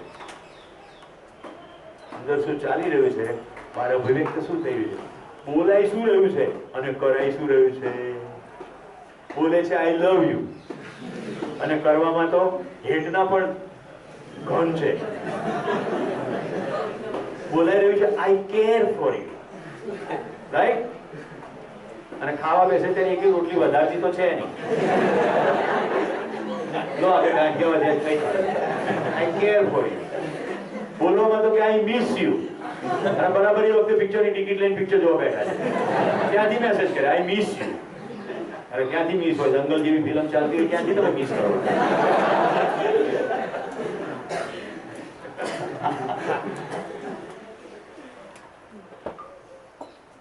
બહુ સરસ અમરીતે જવાબ આપ્યો આપણને. માણસનું અધ્યયન કરવાનું એટલે પોતાનું અધ્યયન કરવાનું. પોતે શું કરે છે, વિચારે છે, બોલે છે, રાઈટ? એટલે અહીંયા શબ્દ છે સ્વયંના અધિકાર વડે તપાસીશું. તો ત્રણ બાબતો છે એમાં: નિરીક્ષણ, પરીક્ષણ અને સર્વેક્ષણ. વોટ ઇઝ નિરીક્ષણ? પોતાની અંદર જોવું એટલે નિરીક્ષણ. સાથીની સાથે એનું વેરિફિકેશન કરવું એટલે પરીક્ષણ. ભાઈ કુશલ, મને આ વસ્તુ પર ગુસ્સો આવે છે, તને આવે છે? એને કહેવાય પરીક્ષણ. મને ગુસ્સો આવે છે, તને આ વસ્તુ પર ગુસ્સો આવે છે, પરીક્ષણ. સર્વેક્ષણ. સમાજની અંદર એક બે નહીં, ખૂબ બધી મોટી માત્રાની અંદર એમ થાય છે ખરું, તો એ દરેક માણસને લાગુ પાડી શકવાની પોસિબિલિટી ખીલે. આપણે 750 કરોડની વાત કરીએ તો દરેક માણસને લાગુ પાડવું હોય તો પોતાનાથી શરૂ કરીએ, પોતાના સાથી સાથે વેરીફાઈ કરીએ અને સમાજની અંદર સર્વે કરી જોઈ લઈએ તો થઈ જાય. તો અહીંયા જે પણ સંવાદમાં મૂકીશું એ બધું સ્વયંના અધિકાર વડે તપાસીશું. એટલે મેં કહ્યું કે શિબિર એ મારી ગતિ માટે છે અને એક્ઝેક્ટલી તમારી ગતિ માટે પણ. જો પોતાનામાં જુઓ તો શિબિરની પ્રક્રિયા વંચાય છે ને ફાલ્ગુનીબેન? અનિલભાઈ વંચાય છે? મને લાગે છે નેક્સ્ટ શિબિરમાં હું હજાર મોડું કરી નાખીશ. પ્રસ્તાવ આમ તો તમારે જેવાને રિસર્ચમાં આપીએ તો તમે મોટું કરી શકો છો. કોમ્પ્યુટર વાળા, આઈટી વાળા તો ઘણા છે, આઈટી એન્ડ એક્સપર્ટ. પ્રસ્તાવ, પ્રપોઝિશન. તમારી સામે એક પ્રસ્તાવ મૂકવામાં આવશે. કોલેજ કેમ્પસમાં તો બહુ મૂકતા હોય છે કે મેં એને પ્રપોઝ કર્યું. એકચ્યુઅલી પ્રપોઝ કર્યું નથી હોતું, સુધી ડિમાન્ડ જ કરી હોય છે. એટલે ત્યાંથી ડિમાન્ડ ઠુકરાવવામાં આવે. હું તમને કહું, જો પ્રસ્તાવ મૂકવામાં આવ્યો હોય તો તાકાત નથી એને ઠુકરાવાય તરત. ઓન ધ સ્પોટ ના ઠુકરાવાય. કારણ કે પ્રસ્તાવની જે ભાષા છે એ સંવાદની તરફ લઈ જનારી ભાષા છે. રાઈટ? દાખલા તરીકે હું રાજવીને એવું કહું કે રાજવી, તું મને આજે બપોરે ભોજનમાં પૂરી પીરસીશ? તો પ્રસ્તાવ છે. તમે મને કહો બપોરે ભોજનમાં પૂરી તો પીરસવી જ પડશે તારે. પ્રસ્તાવ છે. તું ખાય કે ના ખાય, બપોરે પૂરી જોઈએ. પછી કે મેં તો પ્રસ્તાવ મૂક્યો. પ્રસ્તાવ છે. ઘણી બહેનો ઘરે પોતાના પતિને આગળ પ્રસ્તાવ મૂકે કે સાંજે શું જમશો, એટલે પતિ કે આ તો કે એનો તો મેળ પડે એવો નથી. આને પ્રસ્તાવ કહેવાય. મારો જેવો પતિ કે ભાખરી શાક, કે શાક તો દૂધી છે, દૂધી તમને ભાવતી નથી. તો એક કામ કરો, દૂધીના મુઠિયા બનાવો. મુઠિયા બનાવતા વાર થાય, તમને કકડી ભૂખ લાગી તો થાય એવું શું છે? ખીચડી. તો પહેલેથી જ કહું કે ખીચડી કેટલા પ્રસ્તાવ થઈ ગઈ. તો 5 દિવસ હું તમારી સામે પ્રસ્તાવ મૂકી. ઓકે, આવો નહીં. અને અનિલભાઈ સવારે તમારી સામે નાસ્તાનો, બપોરે ભોજનનો અને સાંજે ફરી પાછો વાળનો પ્રસ્તાવ મૂકશે. તે જરૂરી નથી કે પ્રસ્તાવ મૂકે એટલે તમારે ખાઈ જ લેવું. આમ તો કોઈ કહેતા નથી, પણ હું કહેવાનું પસંદ કરું છું. બપોરે ભોજનનું હું તમને લાંબો વિરામ આપું છું. એટલા માટે કે બાય ચાન્સ પણ તમારાથી થોડું વધારે ખવાઈ ગયું હોય તો વામકુક્ષી કરી લો. એટલે બપોર પછી આવો તો આપણે ક્લાસ મોડે સુધી ચલાવી. અને ઉજાગર થયો હોય, રાત્રે વહેલું મોડું આમ તેમ, તો બપોર તમને થોડો આરામ પણ થઈ જાય. પણ છતાંય મારી રિક્વેસ્ટ એવી જરૂર છે કે બપોરે એટલું ખાંસીને ના ખાશો કે એનો આંકડો 4:30-5 સુધી. કારણ કે નહીં તો તમારે બધા પ્રસ્તાવ અહીંથી નીકળશે, પેલા સીધા બારીથી બહાર જતા.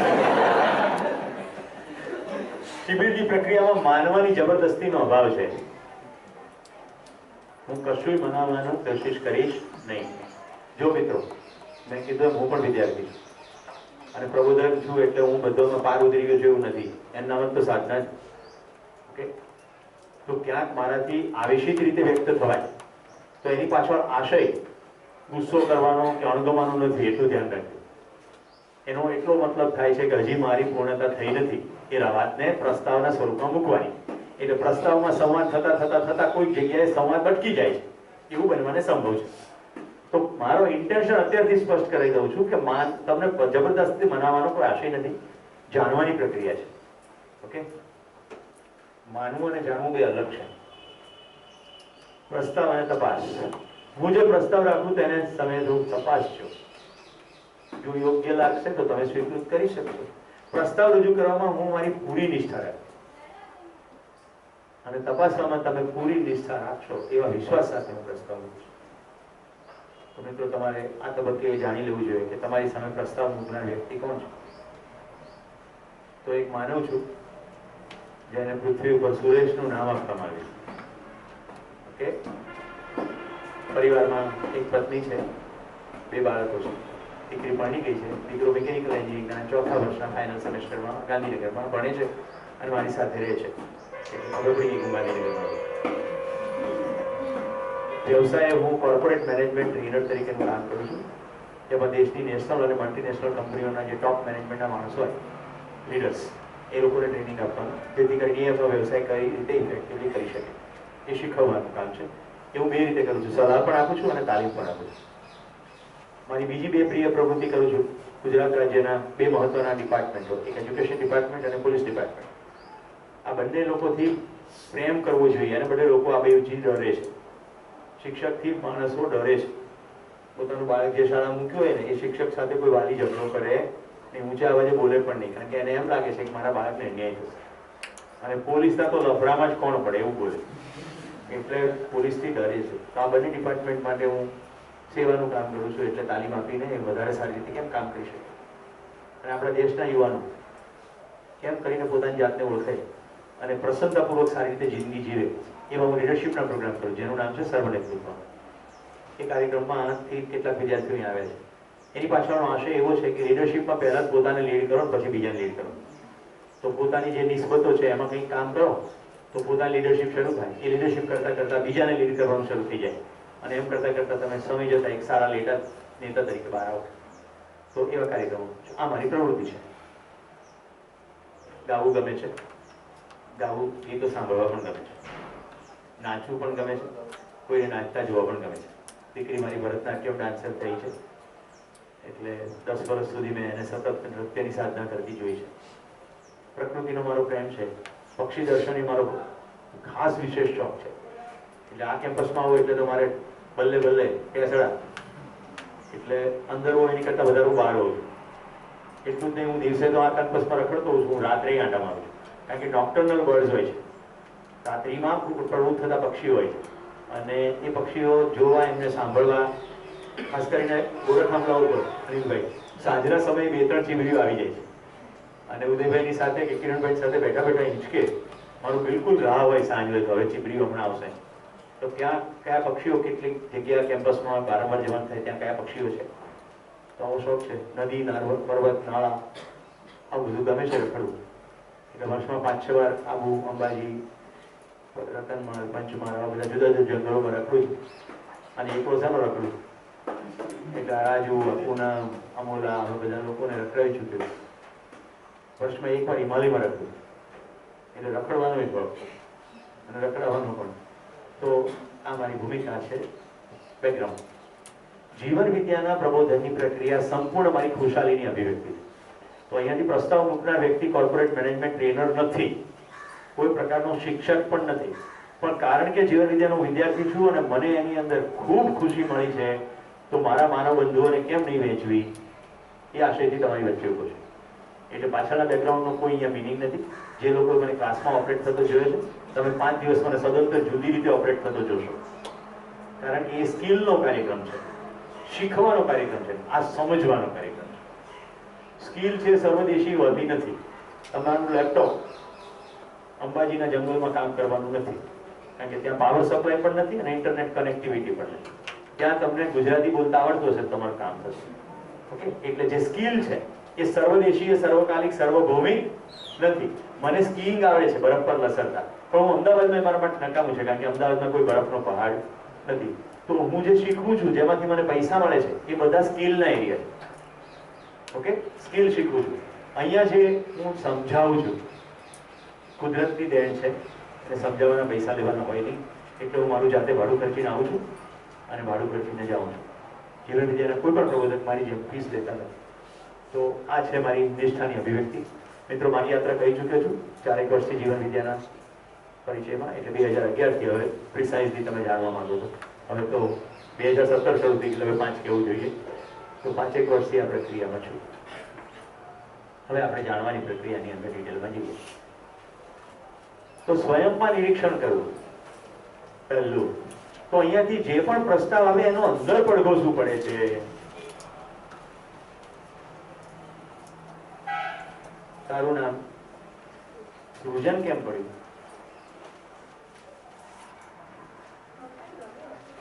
આને કહેવાય પડઘો. ઓકે, પપ્પાને ગમ્યું હશે, મેં તો ખાલી અહીંયાથી અવાજ કર્યો છે, એનો અંદર જે પડઘો પડ્યો તે પ્રમાણે હવે બહાર અભિવ્યક્તિ થઈ. શું દરેક વખતે આવા સવાલનો તે આવો જ જવાબ આપ્યો હશે ખરો? આવો સવાલ કોણે પૂછ્યો છે, ક્યારે પૂછ્યો છે, કયા પશ્ચાત ભૂમિકાથી પૂછ્યો છે? કિશન, તારું નામ કિશન કેમ છે?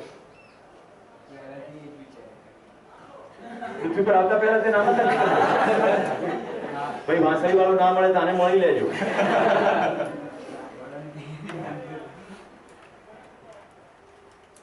રાજવી, તારું નામ રાજવી કેમ છે? એ બીજો કોણ છે? બીજો હું છું એમ નથી કહેતી ડાયરેક્ટ. એના પિતાશ્રી આપેલું નામ પૂનમ છે, પણ હું પણ એનો બાપ છું એટલે મેં એનું નામ પાડ્યું છે રાજવી. કેવું લાગે? સરસ છે ને? જો વચ્ચે અહીંયા વાત સંવાદની જ થઈ રહી છે, હું એમ કહું છું સરસ છે, ના સરસ લાગતું હોય તો ના પડે ને તો સંવાદ થાય. નીચે મુંડી હાય કરે છે, અંદરથી ના ચાલતી હોય તો અત્યારે હું એ કહી રહ્યો છું કે સ્વયંમાં નિરીક્ષણ. હું જે બોલું છું એનો તમારી અંદર પડઘો શું પડે છે? જો બીજા થોડા વાક્ય બોલું. પૃથ્વી ઉપર જો શ્રેષ્ઠતમ કોઈ મીઠાઈ હોય તો એ રસગુલ્લા છે. અને રાજુ રસગુલ્લા લાવવાને બદલે ચીક્કી લાવ્યો છે.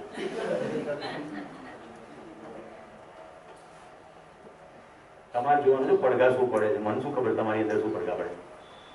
રાજુની અંદર એવો પડઘો પડે, કીધું હોત તો રસગુલ્લા લાવે. અહીંયા મેં ફોન કરીને કહ્યું કે ચીકી લાવું, એટલે મેં કીધું હા. મેં કઈ એને એવું ના કીધું કે બીજા વિકલ્પો ચલો વિચારીએ. રાઈટ? હું એક નંબરની મૂર્ખ આઈટમ છું. જ્યારે કોઈ આવી રીતે પ્રસ્તાવ મૂકે ત્યારે તો સારો પ્રસ્તાવનો સ્વીકાર કરવો જોઈએ. એનીવે, મુદ્દો સમજાણો? તો આમાંથી જેને મીઠાઈની દુકાન હશે એ જરા જુદી રીતે વિચારશે. એમ રસગુલ્લા મોસ્ટ સાયન્ટિફિક મીઠાઈ છે? જો હું મારું સાયન્સ સમજાવું. હું જ્યારે કંઈ પણ બોલું ત્યારે તમારે તમારી અંદર નિરીક્ષણ કરવાનું છે. રસગુલ્લા અને ગુલાબજાંબુમાં રસગુલ્લા મારા માટે વધારે ઉપકારક મીઠાઈ છે, કારણ કે એની અંદરનું સ્વીટનેસનું લેવલ હું કંટ્રોલ કરી શકું. હું ગુલાબજાંબુને દબાવું છું તોય ગુલાબજાંબુ તો ગળ્યું ગળ્યું રહે છે, મૂળ કે ચૂંદો થઈ જાય.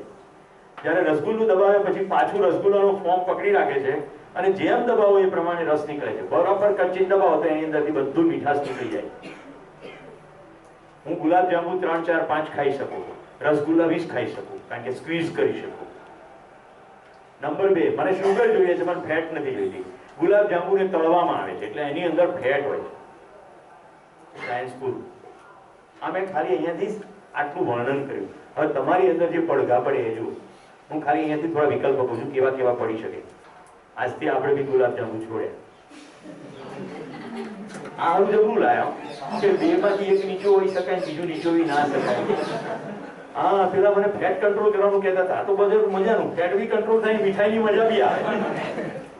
આવા જુદા જુદા પડઘા પડી શકે. આમાંથી જેને રસગુલ્લા ના ભાવતા, એક શિબિરમાં એક બેન ચાની રિસેસમાં અહીં મને કે તમે જ્યારે જ્યારે રસગુલ્લા આપો ને ત્યારે મને ઈંડા જ દેખાય. મેં કીધું તો ચાલુ શિબિરમાં કહેતા તમને શું વાંધો આવે? ચલો હવે તમે મને કહો, આટલું મેં કીધું તો તમારી અંદર શું વિચાર આવ્યો? કઈ ના આવ્યો? જેને જે પણ વિચાર આવ્યો તો થોડી વેરાયટી મળે એટલે ખબર પડે કે સ્વયંમાં નિરીક્ષણ એટલે શું. યસ, બોલો. કોઈ વિચાર નહીં આવ્યો? અત્યારે સાચા ખોટા જવા દો. પહેલા તો કંઈ પણ થાય છે એનો અંદર પડઘો પડે છે કે નહીં. અત્યારે ખાલી સ્વયંમાં નિરીક્ષણની વાત થઈ રહી. આખો પ્રસ્તાવ પૂરો થશે એટલે બિલકુલ ખબર પડશે. હજી વાર છે. ધીરજ. હા, હોલે હોલે છે. પડઘો સમજાય છે? તમે કઈ બોલો તો અથડાઈ પાછું આવે છે ને. આમ તો પડઘો શબ્દ સાચો નથી, કારણ કે તમે કઈ ધ્વનિની વાત નથી અહીંયા થઈ રહી. પડઘો પડે, મોઢામાં લાળ આવી જાય છે. મોઢામાં લાળ આવી જાય તો એમની અંદર એવો પડઘો પડ્યો કે મળે તો સારું. મિત્રો, કેટલાને એમ થયું સુરેશભાઈ રસગુલ્લા ખવડાવે છે? એ કહીને ના પડે. સરસ, લે આપણે તો ભાઈ બંધો આ બધા દૂધ દહીં. તો જો આટલા બધામાંથી એકને એવો પડઘો પડ્યો કે ખવડાવે. રાજુ હવે વિચાર કરી નાખ્યો, હવે પછી તો ચીકી નહીં લાવું.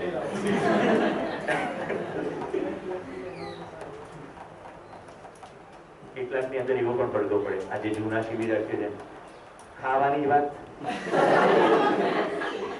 હવે હું વારંવાર એની પર આવવાનો છું, એટલે કમસે કમ શિબિર પર ત્યાં સુધી ખબર પડી જાય કે પૃથ્વી પર આપણું એજન્ડા ખાવાનું નથી. ખાવાનું છે પણ ખાવાનું એકમાત્ર એજન્ડા. તો મિત્રો, પડઘો એટલે સામેથી કંઈ પણ અવાજ આવે, કોઈ પણ દ્રશ્ય દેખાય, કોઈ પણ ઘટના ઘટે ત્યારે આપણી અંદર શું થાય છે એ જો જોઈએ તો ઘટનાથી આપણે ઓબ્જેક્ટિવલી પોતાનું અધ્યયન કરી રહ્યા છીએ, ઘટનાથી સ્વતંત્ર થઈને, ઘટનાની અંદર ઘૂસી ગયા વગર. ખ્યાલ આવે છે? એક પ્રસંગ કહું છું. સમુદ્રકૃષ્ણ નામની અમદાવાદની એકેડેમીમાં એક શિબિર થયો.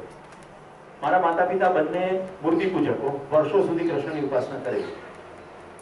છેલ્લે દિવસે ફીડબેકના સેશનમાં કોઈ દિવસ મારા મમ્મી તો ક્યારેય માઇકમાંથી બોલેલા નહીં, સ્ટેજ ઉપર બોલેલા. એમણે ફીડબેક આપ્યો રડતા રડતા કે હું અહીંયા સંકલ્પ કરું છું કે આ શરીર તો જેટલું જીવતા દરમિયાન ઘસાયું તો ઘસાયું, તો મર્યા પછી પણ કોઈકને કામ લાગે. ત્યારે સંપૂર્ણ તંદુરસ્ત હતા અને 50ની રસોઈ બનાવી નાખી એટલા સક્ષમ હતા કે હું મારા શરીરનું દાન કરી દઈશ. પાછલા વર્ષે 1 જુલાઈ એમનું અવસાન થયું. એના બહુ પહેલા એમણે રેકોર્ડ કર્યો અવાજ, જાતે દેહદાનનું ફોર્મ ભરી નાખ્યું અને અમે એમનું દેહદાન કર્યું. આટલું તો લગભગ ઘણા પણ કરતા હોય છે દેહદાન. પણ એમણે એમ કહ્યું કે તમે બધા લોકો પિઝા બહુ એન્જોય કરો, કારણ કે મારી 2 બહેનો અમેરિકા રહે છે. એ લોકો આવે તો એવું કયું વ્યંજન, હું પણ ભણ્યો છું વિદેશમાં, કે એવું કયું વ્યંજન જે શાકાહારી હોય અને ટેસ્ટનો મજા આવે, તો પિઝા એક કોમન જવાબ આવે. એટલે અમે બધા ભેગા થઈએ ત્યારે પણ પિઝા ખાવા જઈએ બહાર કે ઘરે બને.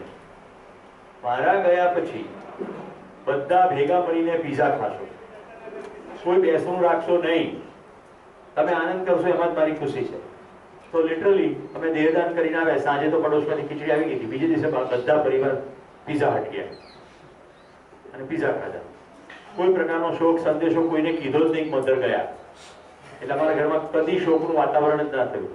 આ અમે જયારે બીજાની સાથે શેર કર્યું ત્યાર પછી 11 દેહદાન થયા, જે અમારી કોમ્યુનિટીના નહોતા, ખાલી કોઈ પરિચિત. તો હવે મને પૂછે દેહદાનનું ફોર્મ છે, એટલે મારા મોબાઈલની અંદર દેહદાનના ફોર્મ તૈયાર.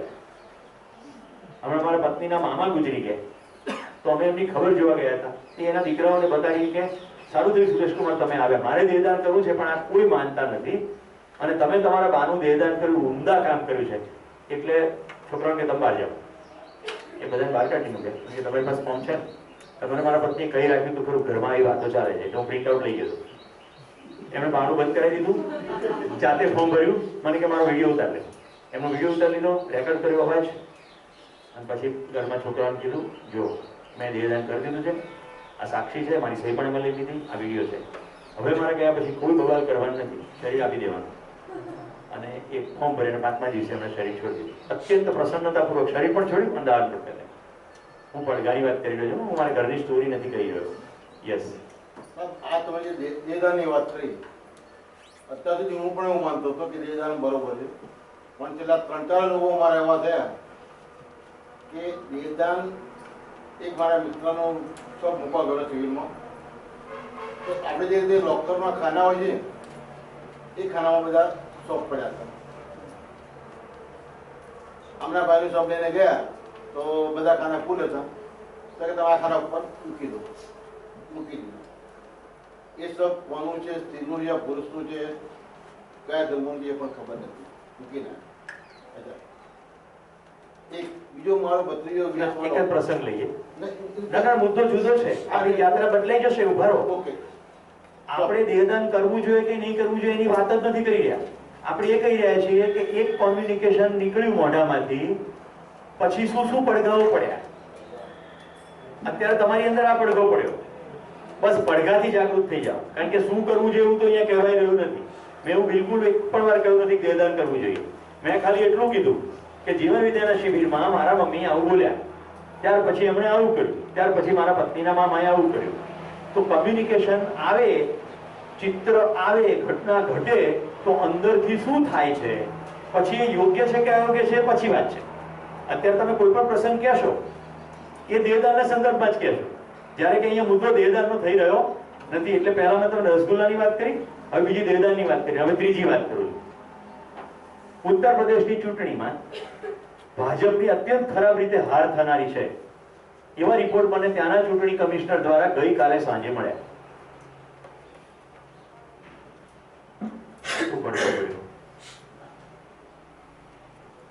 શું તમને આમ સાંભળીને શું લાગે? હકીકત છે. ચૂંટણી થયા પછી ખબર પડે. ચૂંટણી થયા પહેલા કોઈ દાડ કોઈ કહી શકે?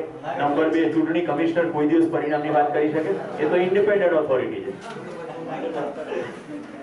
પોલ વાળા કે ન્યૂઝપેપર પોલ વાળા કે પાર્ટીઓ એવો ક્લેમ કરે કે અમે જીતી જઈશું, ચૂંટણી કમિશનર કે ના કે? તો કાં તો તમે સ્વીકારી લો છો. મારું તમને એ કહેવાનું છે કે જે પડઘો પડે છે એને જુઓ તમારા બલબૂતા ઉપર.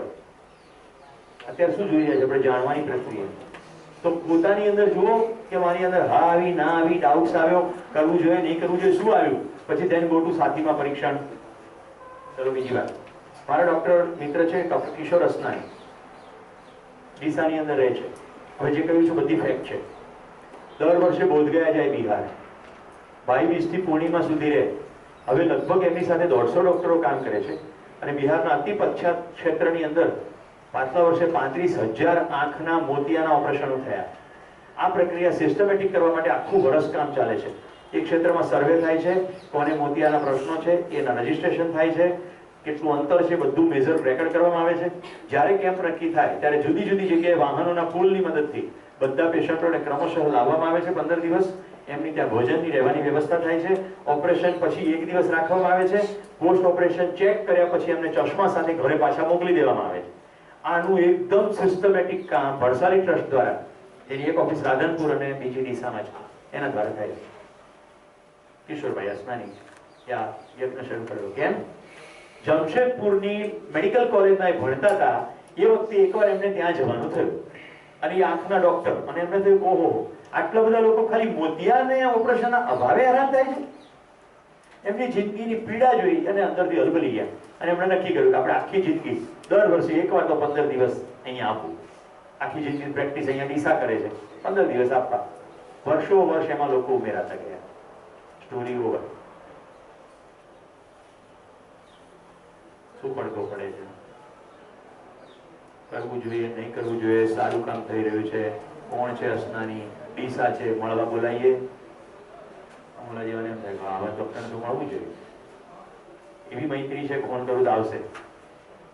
80 વર્ષની વય છે પણ જવાની 15 વર્ષની છે. પડઘા શું પડે છે એ ઇમ્પોર્ટન્ટ. ડીસામાં રોટરી ક્લબ અમારો કાર્યક્રમ ટાઈમ મેનેજમેન્ટનો ચાલુ કાર્યક્રમમાં મેં મને ચિઠ્ઠી મોકલી. હું ટાઈમ મેનેજમેન્ટ પર બોલતો હતો. એમાં લખ્યું હતું આ તમને બહુ ગમશે અને યોગ્ય લાગે તો બોલજો. જિંદગીના રસને પીવામાં જલ્દી કરો મરીજ. એક તો ઓછી છે મદિરા અને ગળતું જામ છે. એટલે પ્યાલો છે એ ગળી રહ્યો છે અને એની અંદર જે મદિરા છે તે ઓછી છે, એટલે જલ્દી રસ પી લો એમ. આપણે શેરડીનો રસ રાખવો એની અંદર. શેરડીના રસને પીવામાં જલ્દી કરો ફાલ્ગુની. એક તો રસ ઓછો છે અને પ્યાલો કાણો છે.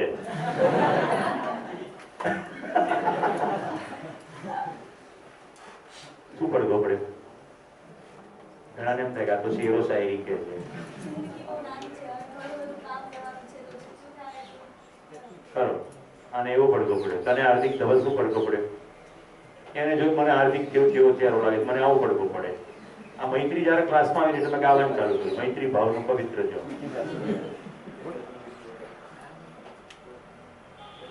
સમજાઈ ગયો પડઘો? સમજાઈ ગયો? સામે પ્રસ્તાવ આવે તો દરેકના પોતપોતાના ઇન્ડિવિડ્યુઅલ રેફરન્સીસ છે, એને અનુરૂપ બધા પાડે. હવે મને તમે કહો કે પ્રસ્તાવ ગમે તેટલો સાર્વકાલિક, સાર્વદેશીય, સાર્વભૌમિક હોય, એક સરખો બધાની અંદર જો વિચાર ન આવે તો એ પ્રસ્તાવ ઉપર કામ થઈ શકે ખરું? ના થઈ શકે. એટલા માટે 3 તબક્કાઓ છે: સ્વયંમાં નિરીક્ષણ, સાથીમાં પરીક્ષણ અને છેલ્લે સમાજમાં સર્વેક્ષણ. જે પણ પ્રસ્તાવ મૂકવામાં આવે છે તે શું બધાને માટે સ્વીકૃત છે? બધા સમય સ્વીકૃત છે? બધી જગ્યાએ સ્વીકૃત છે? એવી રીતે કરવામાં આવે તો સંવાદ થાય અને આખી પ્રક્રિયાને જાણવાની પ્રક્રિયા થાય.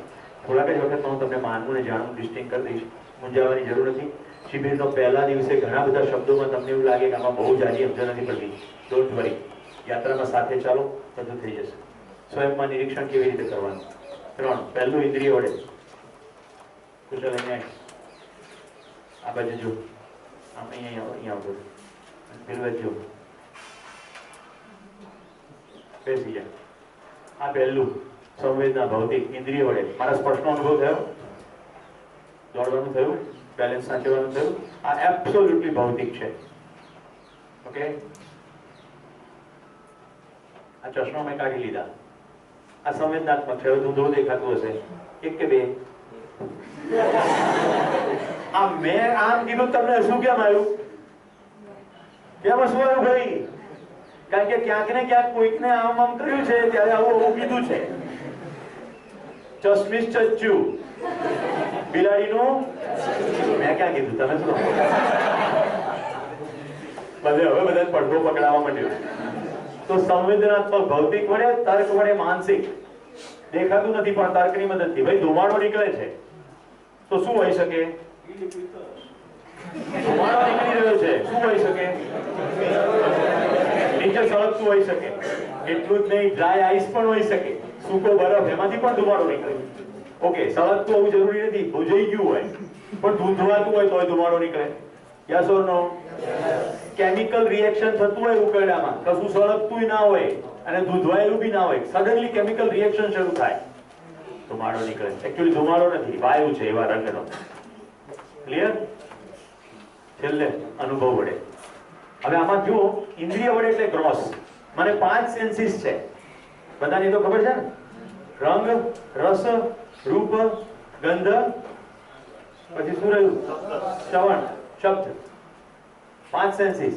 આંખોથી ઇનપુટ જાય, નાકથી વાસના ઇનપુટ જાય, આંખથી દ્રશ્ય ના જાય, કાનથી અવાજ ના જાય, જીભથી સ્વાદ ના જાય અને ચામડીથી સ્પર્શ ના જાય. આ 5 ઇનપુટ જાય તો સ્વયંમાં નિરીક્ષણ કરવાની પહેલી પદ્ધતિ છે ઇન્દ્રિયો વડે. હવે તમે મને કહો કે ઇન્દ્રિયો વડે કરેલું નિરીક્ષણ પૂરતું છે ખરું? મને આંખ બંધ કરીને કોઈ કે આ શું છે તો મને એમ થાય કે બોલનો ગોળ ભાગ છે. આંખ ખોલે ત્યારે ખબર પડી કે બોલ નથી, ગોળ છે, પણ આ તો માઉસ છે. એવું હાથીનું ઉદાહરણ છે ફેમસ. 5 આંધળાઓ. હાથી કેવો તો કે દોરડી જેવો. કેમ? કારણ કે પૂંછડી પકડેલી. તો કે પગ પકડે તો કે હાથી કેવો? થાંભલા જેવો. તો કે પેલું દંતશૂળ પકડ્યું, હાથી કેવો તો કે ભાલા જેવો. કોઈ કે વચ્ચેની પેટની ચામડી થોડી લબડતી હોય ને એ પકડી. હાથી કેવો તો કે દાબડા જેવો. ધ્યાન જાય છે તમારું જે કહી રહ્યો છું? ઇન્દ્રિયોની તાકાત નથી કે અસ્તિત્વગત કોઈ પણ સચ્ચાઈને પૂરેપૂરી પકડી શકે. 5 સેન્સીસ થી ગમે તેટલો દમ લગાડીએ, સીમિત જ જવાનું. હું મારા ટ્રેનિંગ પ્રોગ્રામમાં છે આટલા નાના નાના બલ્બ લઈ જાઉં, રાઈટ? પછી આ બધાને બતાડું. પછી જેવા હાથમાંથી છોડું ને એટલે બધા હાઈકારો થઈ જાય એકદમ, કારણ કે એમ લાગે પડદા તૂટી જશે.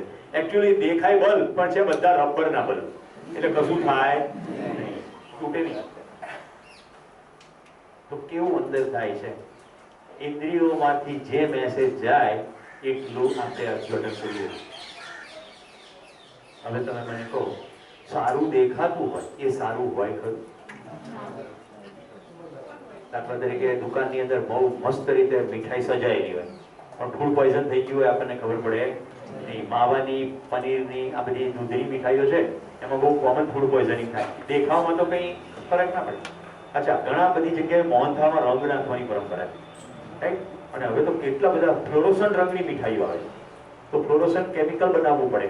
કુદરતમાં ફ્લોરોસન્ટ છે નહીં, ફૂલોની પાંખડીઓની વાત કરતા. કેટલાક ફૂલો એવા છે જે ફ્લોરોસન્ટ છે, બાકી અધરવાઇઝ આપણા પ્રાકૃતિક ખાવાના રંગો તો કોઈ પણ ફ્લોરોસન્ટ નથી. તો શું કરવાનું? ખાવાની નહીં ખાવાની એનો નિર્ણય કેવી રીતે લેવાનો? રંગ ઉપરથી લેવાશે ખરો? પણ લેતા તો રંગ ઉપરથી જ હોઈએ છીએ. ગોળ ધોળો રાખો, કેમ કે શાક કાળું થાય. પણ ધોળો ગોળ બનાવવામાં ડિટર્જન્ટ નાખવામાં આવે છે, સોડા નાખવામાં આવે છે. તમારા શરીરમાં સોડાની આવશ્યકતા નથી. તો પહેલો મુદ્દો જાણવામાં, આઈ મીન નિરીક્ષણમાં ઇન્દ્રિયો વડે સીમિત છે. પછી બીજો મુદ્દો છે તર્ક વડે, માનસિક. એટલે લગાવો લોજિક. અમે તમારી સાથે લોજિક શેર કર્યું કે જો સારું દેખાતું એટલે સારું હોવું જરૂરી નથી. ધુમાડો નીકળે એટલે હંમેશા આગળ હોવી જરૂરી નથી, એ તર્ક કહેવાય. અને ત્રીજું અનુભવ વડે. હવે મિત્રો, અહીંયા હું અનુભવ અત્યારે સરળ રીતે બોલી રહ્યો છું. આપણે શિબિરના 5મા દિવસે અથવા 4થા દિવસે બપોર પછી અનુભવ શબ્દ મને વ્યાખ્યાયિત કરશું. અત્યારે આપણે અનુભવને ખાલી સંવેદના પૂરતો સીમિત રાખીએ. એવી રીતે અનુભવને લઈએ છીએ. એસી બેઠા મસ્ત અનુભવ થયો. એકચ્યુઅલી શેનો અનુભવ? કોઈ અનુભવ નથી થયો. ચામડી સારું લાગ્યું. સંવેદનાત્મક અનુભવ કોને કહેવાય? અનિલભાઈને ઘરે જમવા ગયો હતા તો ખીચડી ને શાક જ, પણ જે અનિલભાઈ સાથે આનંદ આવ્યો છે, તમને ખબર પડે ખરી હું શું કહી રહ્યો છું? મારી આનંદની અનુભૂતિ છે એ મને ખબર પડે. શું એને ખીચડી સાથે લેવા દેવા છે ખરી? કારણ કે એ તો બોલી ગયો કે ખાવામાં તો ખીચડી શાક જ હતું. એટલે સંવેદનાત્મક નથી, અનુભવાત્મક છે. આટલું ધ્યાન જાય છે? તમારા ગમતા મિત્ર તમારે ઘરે આવે તો જે મજા આવે એ ગુલાબજાંબુ ખાવાની મજા જેવું છે, જુદું છે. જુદું છે ને? તમે પિક્ચર જોવા જાઓ અને જે મજા આવે એને બદલે તમારા દૂરના કોઈ કાકા મામા નાના જેના બાળપણમાં ખોળામાં તમે મોટા થયા હો, તમે એને ખૂબ ચાહતા હો પણ બહુ દૂર રહેતા હોય અને એકદમ વર્ષો પછી આવે અને તમને એની સાથે જે મજા પડે વાત કરવાની, એ સારું જેકેટ પહેરવાથી આવેલી મજા બરાબર છે? પિક્ચર જોવાની મજા બરાબર છે? ખોરાકની મજા બરાબર છે? ના. તર્કમાં તો બેસી જ નહીં શકે, કારણ કે વર્ષોથી સંપર્ક નથી રહ્યો, તો પણ તમને જે મજા આવે એટલે થોડો ઈશારો અનુભવ તરફ થાય છે. ઓકે, તો આ સ્વયંમાં નિરીક્ષણ કરવાની તરફ પદ્ધતિ છે. પ્રસ્તાવ છે તપાસો પોતાના અધિકારથી. સમગ્ર શિબિર સંવાદની પ્રક્રિયા છે. મારી અને તમારી વચ્ચે શરૂ થશે અને જો દમ લગાડ્યું તો પછી તમારી અંદર ચાલવા લાગશે. હું અત્યારથી તમને કહી દઉં, શિબિરના બીજા કે ત્રીજી રાત્રે ઊંઘ જતી રહે એવું બને. શરીર ઊંઘતું હશે પણ તમારી અંદર સંવાદ ચાલતો હશે જોરદાર. જો બરાબર તમે પોતાની અંદર ડોકું કરવાનું શરૂ કર્યું એટલે થાક લાગશે એવું નથી કહી રહ્યું. ફિઝિકલ જે તમે ઊંઘમાં બેહોશી હોય છે ને, કે અત્યારે હું તો પછી સવારે જ ખબર પડે એમ 7 વાગી ગયા, એવું નહીં થાય. એને બદલે તમારું શરીર ઊંઘતું હોય અને તમે જાગતા હોય એવું બને. આ વાત કહેવાય ગઈ છે શિબિરમાં પરિવારની જેમ તમારે ભાગ લેવાનો છે. આવવું, સાંભળવું, સમજવું. હું માત્ર બોલી શકું, સાંભળવું એ તમારી પસંદગી છે.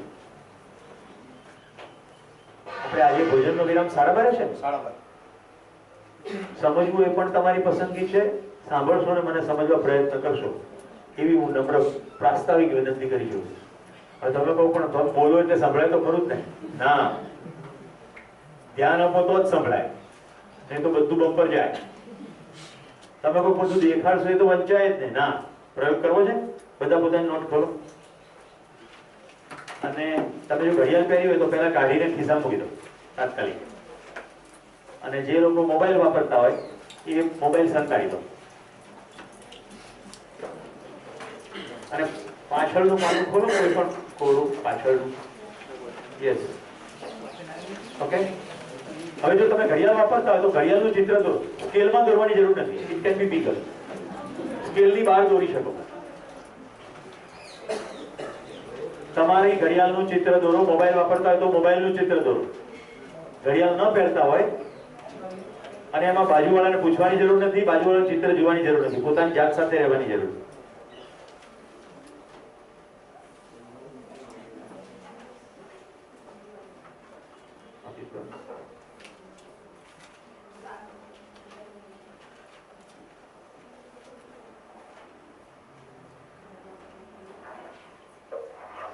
ભાઈ બધા શિબિર બરાબર ચાલી રહ્યો છે ભાઈ? ફાલ્ગુનીબેન, ગોઈંગ સ્મૂથ, ટેક ઓફ બરોબર છે? अमृत तो यहाँ शिविर किया है. થઈ ગયું? ગુડ. સ્કેલમાં કરવાની કીધું નથી મેં, રાઈટ? આઉટ ઓફ સ્કેલ હોય છે. હવે તમે ઘડિયાળને કમ્પેર કરો કાઢી અને મોબાઈલનું દોર્યું તો મોબાઈલને કમ્પેર કરો અને જુઓ કે તમે હું લચ્છા માર્યા છે. કાઢો ઘડિયાળ હંતાડી હોય તો.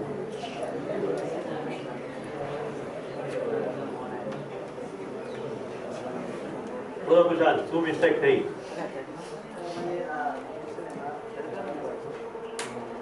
ડિજિટની મિસ્ટેક. બોલો તમારે પ્રાંશુ બધું આવી ગયું? બરાબર ધ્યાનથી જો, મોગરો ઊંચો નીચો નથી થઈ ગયો ને? આંકડા જગ્યા ડિજિટ્સ. પેટમાં કાણા કરવાના. કશું એકાદું રહી ગયું હોય એવું બન્યું જ હશે, સિવાય કે તમારે ઘડિયાળનો ધંધો હોય. બેન જ રહી ગયું છે ને? બધું બરોબર.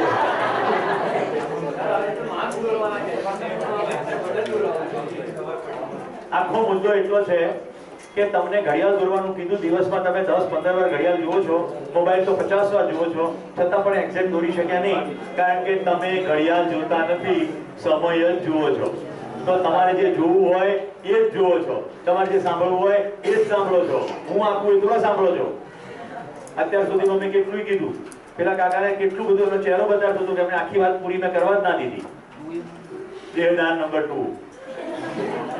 તો આપણે જે રેફરન્સ ફ્રેમ છે ત્યાંથી ચાલીએ છીએ. સામે પ્રસ્તાવ આવે છે એને લેતા નથી. તો અહીંયા મેં શું લખ્યું છે? સાંભળવું એ તમારી પસંદગી છે, સમજવું એ પણ તમારી પસંદગી છે. મારી અપેક્ષા છે કે સાંભળશો ને સમજવા પ્રયત્ન કરશો. તો હું જે ના કહું એ મહેરબાની કરીને સાંભળશો નહીં. મેં એક વાર એવું કીધું નથી કે આંખોનું ઓપરેશન કરવા જોઈએ. મેં એવું એક વાર કીધું નથી કે દેહદાન કરવું જોઈએ. ઓકે, હું કરવાનું મેં કરી દીધું જોડે ક્યાર નહીં. પ્રસ્તાવ મને યોગ્ય લાગ્યો છે. મને ખુશી ને તૃપ્તિની જે અનુભૂતિ થઈ છે એવું વહેંચવા આવ્યું.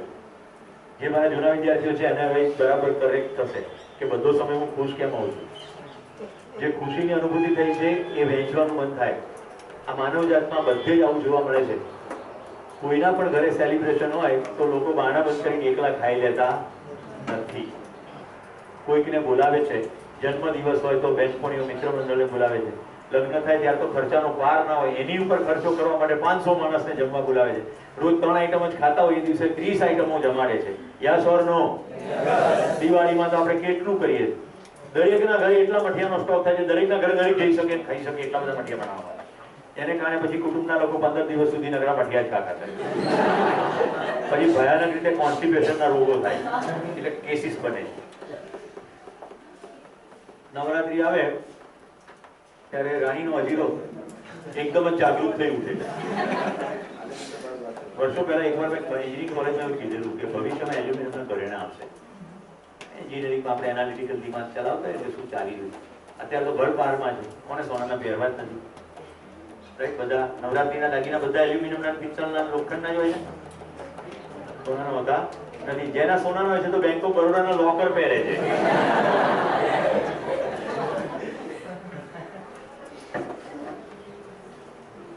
મિત્રો, આપણે બધું જોયું શિબિરનો બેઝિક. આમાં કોઈને પ્રશ્નો છે? કોઈને કોઈ પ્રશ્નો બેઝિક્સમાં? આ એકદમ ફાઉન્ડેશનના સેશનમાં આટલી જ વાત અગત્યની છે. કારણ કે નહીં તો પાછળ પછી જેટલું ચાલશે એમાં તમે પ્રસ્તાવને બદલે ફિલોસોફીમાં જતા રહેશો. કોકે આમ કીધું, કોકે તેમ કીધું. જો મેં સૌથી પહેલી વાત જે કરી છે તમારો મહિમા કર્યો છે.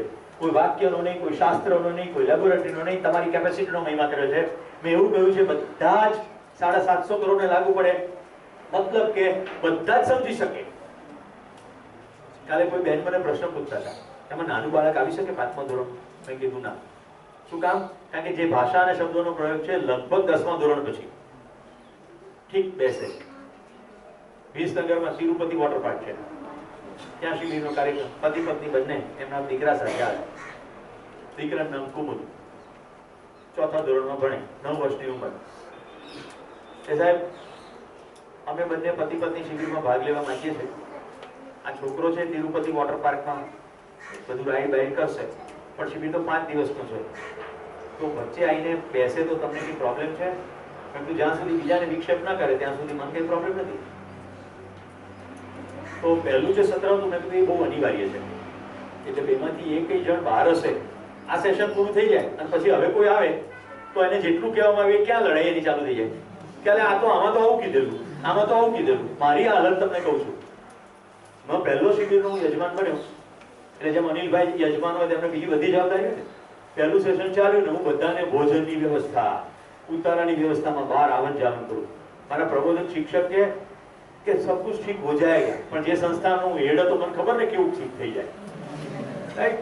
વેકેશન પડી ગયું હતું, બધા જ કાર્યકર્તાઓ ઘરે, થોડાકને રોક્યા હતા અને કામ એવી રીતે ચાલતું હતું. મને બિલકુલ ખબર છે હું શું કરતો હતો.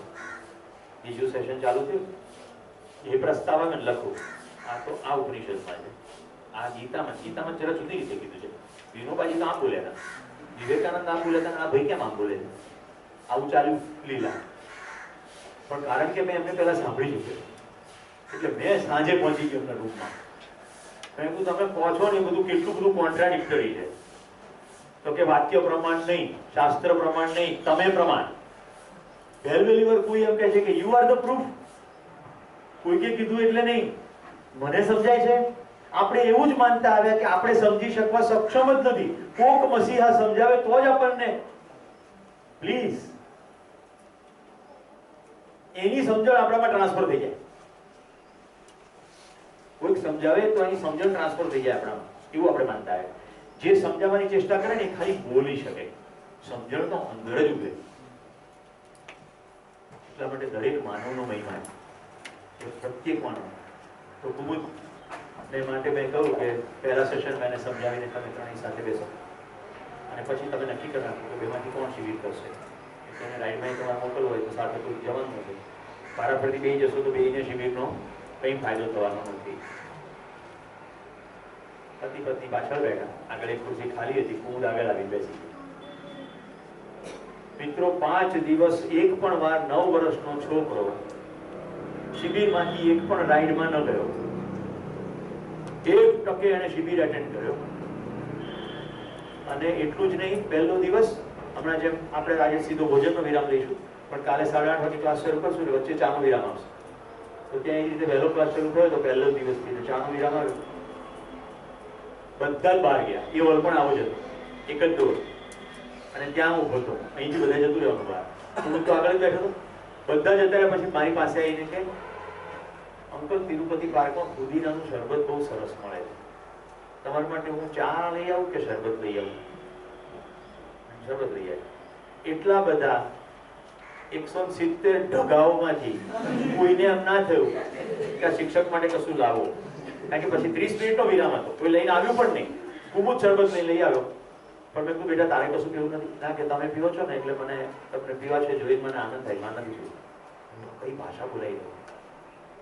ત્યાર પછી જેટલા શિબિર થયા, કુમુદનો અભ્યાસ ચાલતો હોય, પણ વચ્ચે એકાદ દિવસ આવે. હવે એને ખબર છે કે આજે અહીંયા શિબિર શરૂ થવાનું. ગઈકાલે સાંજે કુમુદે મને 2 ફોટા પાડીને મોકલ્યા છે, આર્મીના કપડામાં સેલ્યુટ કરતા. એવરી શિબિર હી ઇઝ ધેર. એના પપ્પાને ખબર હોય એટલે ખબર પડી જાય એને. જો ત્યાં હોય તો આવે જ. હજી આ 5 દિવસમાં કદાચ 26 જાન્યુઆરી આવી જાય તો નવાઈ નહીં.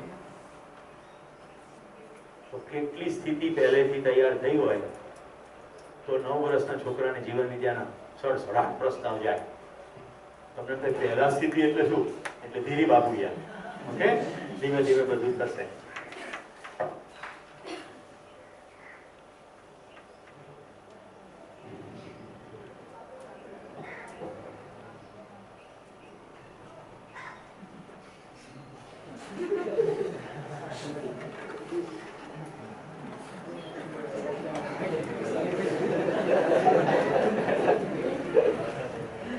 ખબર પડી ગઈ. તમને બધાને જો સ્કેડ્યુલ ના મળ્યું હોય તો રફલી આવું છે, પણ છતાં આપણે બધાના અને સંસ્થાની અનુકૂળતા મુજબ આમાં ફેરફાર કરી શકાશે. સવારે 7 થી 7:30 નાસ્તો, કાલથી ક્લાસ શરૂ થશે 8:30. 1.5 કલાકના સત્રો છે. 8:30 થી 10 સત્ર, પછી 30 મિનિટનો ચાનો વિરામ. દરેક વિરામ વખતે ચાય પે ચર્ચા. જેટલો ક્લાસ ચાલી ગયો જૂથમાં અથવા મિત્ર સાથે ઉભા રહેજો, ક્યાં તમારું ધ્યાન ગયું. તમને કોન્ટ્રાડિક્શન લાગ્યું તો કોન્ટ્રાડિક્શન પણ. બીજું સેશન પણ એ જ રીતે 12 વાગ્યા સુધી. ભોજન વિરામ 2.5 કલાકનો. એમાં અડધો કલાકમાં ભોજન પતાવશો. 2 આખા કલાક મળશે તમને વિશ્રાંતિના. ઊંઘો હોય તો ઊંઘો, વાંચવું હોય તો વાંચો, પણ જીવન વિદ્યા સિવાયની કોઈ વાત નહીં. મારી એવી સ્પષ્ટ અપેક્ષા છે, ઘરેથી કોઈ પણ પુસ્તકો લાવ્યા હો તો મહેરબાની કરીને એને આ 5 દિવસ ના વાંચશો. એને બદલે તમારું જેમાં ધ્યાન ગયું છે કાં તો એ ડાયરીમાં લખો અથવા પોતાના સાથી સાથે ચર્ચા કરો. સાથીમાં પરીક્ષણ, રાઈટ? જેટલું તમે તમારું ધ્યાન ગયું છે એટલું જ હું એમ કહીશ કે તમને જ્યાં વિરોધાભાસ લાગે છે એ પણ શેર કરો કે આ તો આમ કહી રહ્યા છે પણ મન નથી લાગતું આવું, કારણ કે આને આમ કીધું છે, કાને તેમ કીધું છે. તો તમારો સાથી તમને એમ કહેશે કે વાક્ય પ્રમાણમાં જવાનું નથી, તારી અંદર દ્રઢ થઈ ગયું છે એટલે તું આમ બોલે છે, તારી પોતાની તાકાતથી બોલે છે કે કોઈક નહીં બંદૂક હવે બંદૂક ફોડે. બપોરે દરેક વખતે તમે જુઓ કે સ્થાન ગ્રહણ વહેલું લખ્યું છે મેં, રાઈટ? 8:20 થી 8:25 સ્થાન ગ્રહણ, જ્યારે કે ક્લાસમાં 8:30 શરૂ થાય. તો તમે 10 મિનિટ પહેલા, કારણ કે તમે આટલા બધા છો, બધા આવીને પોતાની જગ્યા ઉપર કરે પણ એમાંય સમય લાગે, તો 5 મિનિટ પહેલા બધા સેટલ થઈ જાય. તો દરેક વખતે હું તમને કોઈ ગીત સંભળાવીશ અને એ ગીત તમારું પેલું ધ્યાન ખેંચવા માટેનું ગીત હશે. એનાથી 2 ફાયદા થશે. એક તો તમારી ભટકતી ક્યાંય પણ વિચારસરણી છે તો ક્લાસમાં આવી જશે. આવી ગયા પછી એ 5 મિનિટનો આપણે સમય લઈએ અને પછી ડોટ ટાઈમે ક્લાસ શરૂ થાય. બપોરે આ જ રીતે 2:30 થી 4, 4 થી 4:30 ચાનો વિરામ, પાછું 1.5 કલાકનું સેશન. સાંજે 6 વાગે ક્લાસ પૂરો. રાત્રિ ભોજનનો સમય સાંજે 6 થી 7 છે. સંસ્થામાં સામાન્ય રીતે સાયંકાળે ભોજન અને પ્રાતઃમાં બધા વહેલા ઉઠતા હોય છે, એટલે આપણે સંસ્થાના બિલકુલ સ્કેડ્યુલ પ્રમાણે ચાલીશું. આપણે મહેમાન છીએ તો મહેમાનની ગરિમા સાચવીશું. આપણા પર્સનલ એજન્ડા ગમે તે હોય, મારી રિક્વેસ્ટ છે બધાને, તમારે કોઈને કોલ કરવાનો હોય વગેરે ગમે તે હોય, પણ જેવા અહીંથી તમારો બ્રેક પડે એટલે પહેલા બ્રેકને ઓનર કરજો. કારણ કે બ્રેક ભોજનનો હોય તો ભોજનની અંદર કેટલા લોકો મતતા હોય, તમે જમી લો પછી એ લોકો ફ્રી થાય, ત્યાર પછી એ લોકો જમીન પછી રસોડું સમેટાય, પાછું બીજા દિવસની તૈયારી કરવાની. તો આપણે એ રીતે રાત્રિ ભોજન 6 થી 7 છે. આમાં મેં કીધું એમ અનિલભાઈ તરફથી કે કોઈ પણ અધિકારી તરફથી આપણને શિબિર દરમિયાન સૂચના મળે કે આટલા વાગે આપણે આજે કરીશું તો એ સૂચના ફાઇનલ ગણાશે. ઓકે, આ જનરલ જે પહેલા નક્કી થયું છે એની વાત કરું છું. અનિલભાઈ તમને ફ્રીડમ છે રસોડા સાથે વાત કરી કંઈ પણ ફેરફાર કરવો હોય આ પત્યા પછી સાંજે 7 થી 8:30 આખા શિબિરમાં સૌથી મહત્વનો કાર્યક્રમ આ છે. તમે તો આખો દિવસ મહત્વનો નથી, નો. કારણ કે સ્વયંની અંદરની નિરીક્ષણ અને સાથીમાં પરીક્ષણ માત્ર ને માત્ર ગોષ્ઠીમાં શક્ય છે. અત્યારે હું જેટલું બોલ્યો, તમારે અંદર અંદર તો વાત કરવાનો સ્કોપ નથી ને અત્યારે, તો ક્યારે કરશો વાત અંદર અંદર? બ્રેકમાં. તો જે સાંજનો છે એ ડેડિકેટેડ, એને કહીએ છીએ ગોષ્ઠી. ગોષ્ઠી એટલે સાથે મળીને ચર્ચા કરવી. તો એ સમૂહ ચર્ચા 7 થી 8:30 એ સૌથી મહત્વનું સત્ર છે, જેની અંદર હું તમારી વચ્ચે ચાલતો હોય એવું બને, હું સાંભળતો હોય એવું પણ બને, હું બોલું એવું બને નહીં. જરૂર લાગે તો બોલવું ખરું, પણ આશય છે તમે તમારી અંદર જ ચર્ચા કરો. અને પછી દિવસ દરમિયાન જે કન્સેપ્ટ ચર્ચાય એ હજી બધું દ્રઢ થાય એના માટે હું તમને ફિલ્મ બતાવીશ. એ બધી વિનેલી ફિલ્મ છે, નેશનલ જ્યોગ્રાફી કે બીબીસી કે બીજી કેટલાક ફિલ્મોના ટુકડાઓ પણ. તો એનું તમારું ધ્યાન ખેંચવાનો આશય છે. ઓકે, આવી રીતનો આપણો દૈનિક કાર્યક્રમ રહેશે. કોઈ પ્રકારના ડાઉટ ના રહે એટલે બધું કહું છું. હવે ગોષ્ઠીનું શું ઇમ્પોર્ટન્સ છે એના માટે હું તમને એક ફિલ્મ બતાડું છું, જેથી આજે લંચ બ્રેકમાં તમારી ગોષ્ઠી સરસ થાય.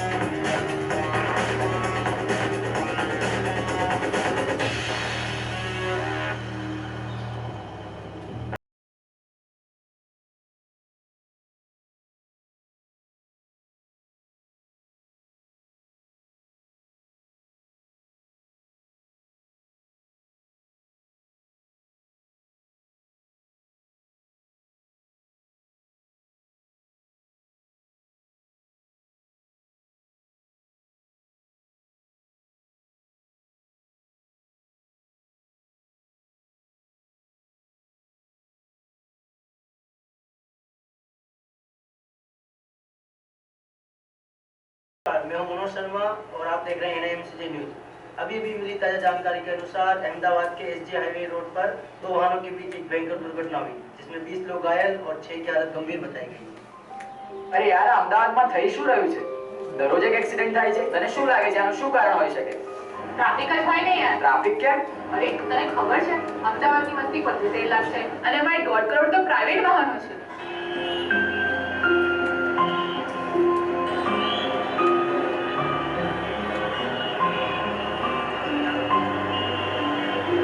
એટલે 75 લાખ વ્યક્તિઓ, 1.5 કરોડ પ્રાઇવેટ વ્હીકલ્સ, એટલે એક વ્યક્તિ દીઠ 2 વાહન, એવું?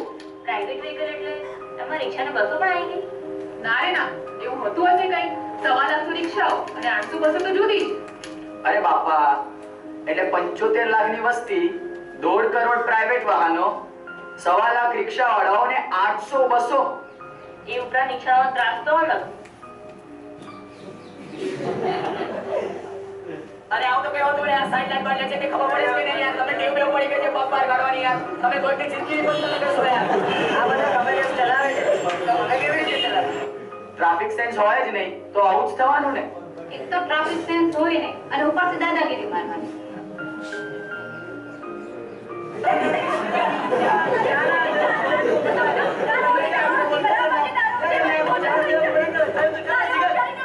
આખી મને મગજમાં ખાય છે તો પોલીસ વાળા કરે છે. ટ્રાફિક પોલીસ કરે તો પણ શું કરે? ગણ્યા ગાંઠ્યા 800 લોકો છે, એમાં અડધા તો દેખાતા નથી. 1.5 કરોડ પ્રાઇવેટ વાહનો, 1.25 લાખ રિક્ષાઓ, 800 બસો, અને આ બધાને હેન્ડલ કરવા માટે ફક્ત 800 જ પોલીસ વાળા? સાચું? शहर ट्रैफिक पुलिस में कुल 880 जवान है, अधिकारी और जवान. उसमें से 40 जितने तो बीमार और रजा पर रहते हैं, 840 जितने ऑन ड्यूटी होते हैं. उनमें 2 शिफ्ट होती है, सुबह 8 से लेकर दोपहर तक और दोपहर से लेकर रात के 10 बजे तक. और इन 2 शिफ्टों में 220 जवान होते हैं. और ये 220 जवान को 200 से ज्यादा जंक्शनों को मैनेज करना है. अब आप ही सोचिए कैसे मैनेज कर पाएंगे? ये प्रश्न मैं आपको छोड़ता हूँ. આ બધું તો ઠીક છે પણ આમાં આપણે શું કરી શકીએ? કેમ નહીં? આપણે જ જાતે શરૂઆત કરી શકીએ. કઈ રીતે? જેમ કે BRTS અને MTS નો વધુ ઉપયોગ કરી શકીએ. અચ્છા સમજ્યા. અને આના સિવાય બીજું શું કરે છે ગવર્નમેન્ટ? ટ્રાફિકની સમસ્યાઓનું સમાધાન આમ જ છે. પર્યાવરણની સમસ્યાઓનું સમાધાન અહીંયા જ છે. 60 સ્કૂટરો ચાલે અને એક બસની અંદર 60 લોકો જાય. મિત્રો, દેશની કેટલી બધી સંપત્તિનો બચાવ. ગવર્નમેન્ટ આના સિવાય પણ ઘણું બધું કરી રહી છે. 150 નવા ટ્રાફિક સિગ્નલ આપી રહી છે, પ્લસ 18 નવા ફ્લાયઓવર પણ બની રહ્યા છે. હવે તો રસ્તાઓ પણ પહોળા થઈ ગયા છે. આ ઉપરાંત આપણે વ્યક્તિગત રીતે પણ ઘણું બધું કરી શકીએ છીએ યાર. એ કઈ રીતે? સાયકલનો ઉપયોગ કરીને, નજીકમાં જવું હોય તો વાહનનો ઉપયોગ ટાળીને, ટ્રાફિકના નિયમોનું પાલન કરીને, અને એક જ જગ્યાએ જવું હોય તો કોમન વ્હીકલનો યુઝ કરીને. आए दिन होने वाली इन सड़क दुर्घटनाओं को देखकर लगता है कि सरकार ही नहीं, हमें भी व्यक्तिगत रूप से इस दिशा में कुछ करना चाहिए. Yes, I will make the difference. Yes, We will make the difference.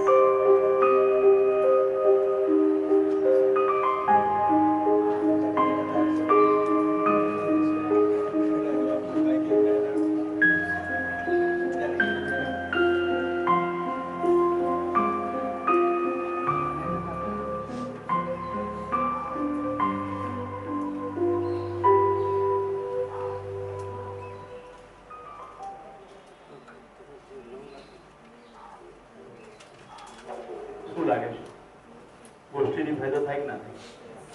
ભેગામણીની ચર્ચા કરી તો તમે જો વાતનો શરૂઆત કેવી રીતે થઈ, પછી વાતે વળાંક કઈ રીતે લીધો.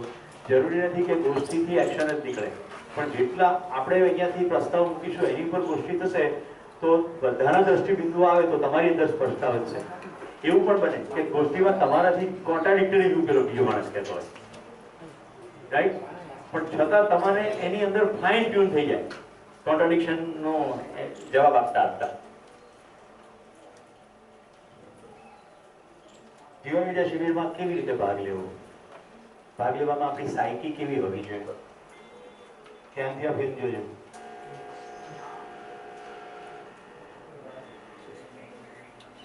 સિક્યુરિટી જ્યારથી શરૂ થઈ છે ત્યારથી ઘણી બધી જગ્યાએ ક્લોઝ સર્કિટ ટીવી અને વિડીયો કેમેરાઝ હોય છે.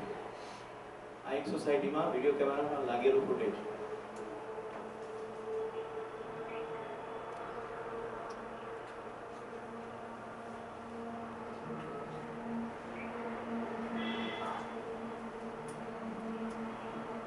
બે વ્યક્તિ બેઠેલી દેખાય છે.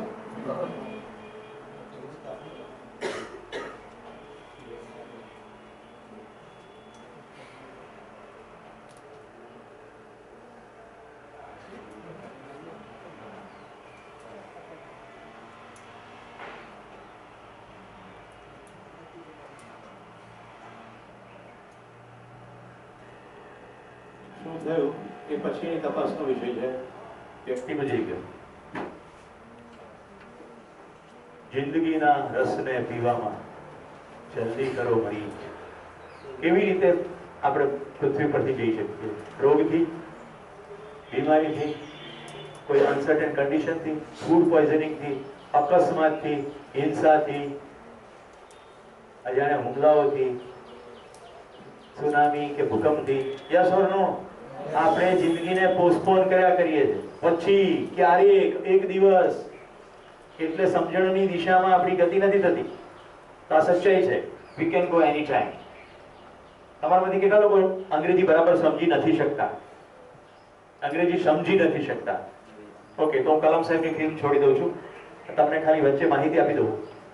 કલામ સાહેબને જીવન વિદ્યા વિશે ખબર પડી એટલે એમણે નક્કી કર્યું કે મારે આ શિબિર કરવો જોઈએ. તો આદરણીય નાગરાજજી અમરકંટક રહેતા અને એમણે ત્યાં કહ્યું કે હું અમરકંટક જાઉં. આ માઇક તમે શરૂ કરી દીધું છે? અમરકંટક જાઉં. તો ત્યાંથી નાગરાજીએ કહેવાયું કે રાષ્ટ્રપતિ છો તમે અને તમે અમરકંટક આવો તો અસંખ્ય ઝાડ કપાઈ જશે, કારણ કે તમારા લેન્ડિંગ માટેની વ્યવસ્થા કરવાની, અને આટલો બધો ફોર્સ સિક્યુરિટીનો આવશે, ખૂબ બધું ઈંધણનો ધુમાડો થશે, ખૂબ બધો માનવીય શ્રમ થશે. એને બદલે હું આવી જાઉં. તો રાષ્ટ્રપતિ પણ એટલા ઉમદા વ્યક્તિત્વ છે. એમણે એમ કહ્યું કે શિક્ષક કે ગુરુ પાસે વિદ્યાર્થીએ જવું જોઈએ. જેમણે એમના પુસ્તકો વાંચ્યા છે એમને ખબર હશે કે એમને પોતાના શિક્ષકો માટે કેટલો આદર હતો. પણ નાગરાજી માને નહીં. એમણે કીધું કે હું જાઉં છું અને રાષ્ટ્રપતિ ભવનમાં ગયા.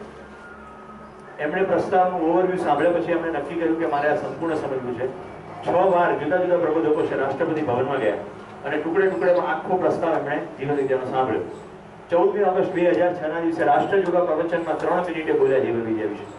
એ આ ફિલ્મ છે.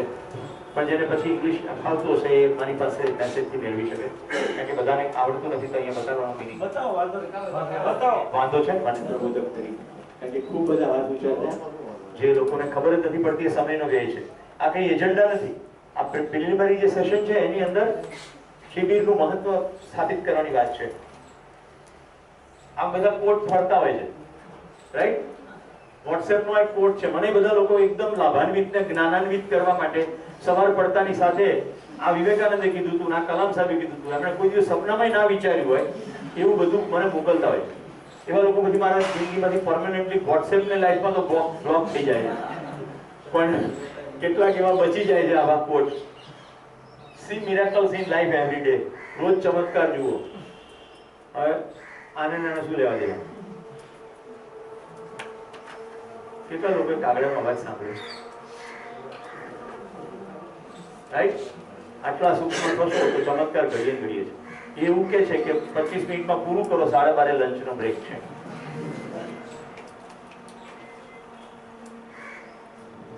આટલું અંગ્રેજી હું ગુજરાતી કરીને સંભળાવું. યાત્રા છે, કોઈ આગળ નથી ને કોઈ પાછળ નથી.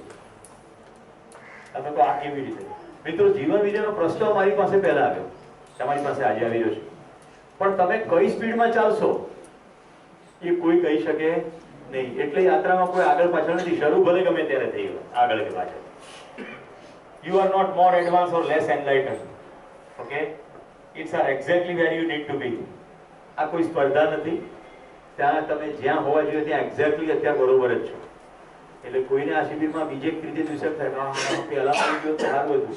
નો, તમારી સ્થિતિનું નિર્માણ થયું છે ત્યારે જ તમને આમાં આવવાનું મન થયું છે, નહીં તો આવો જ નહીં, ટકો જ નહીં. આપણે આંચુ તો રાતે રાત જ રવા નથી.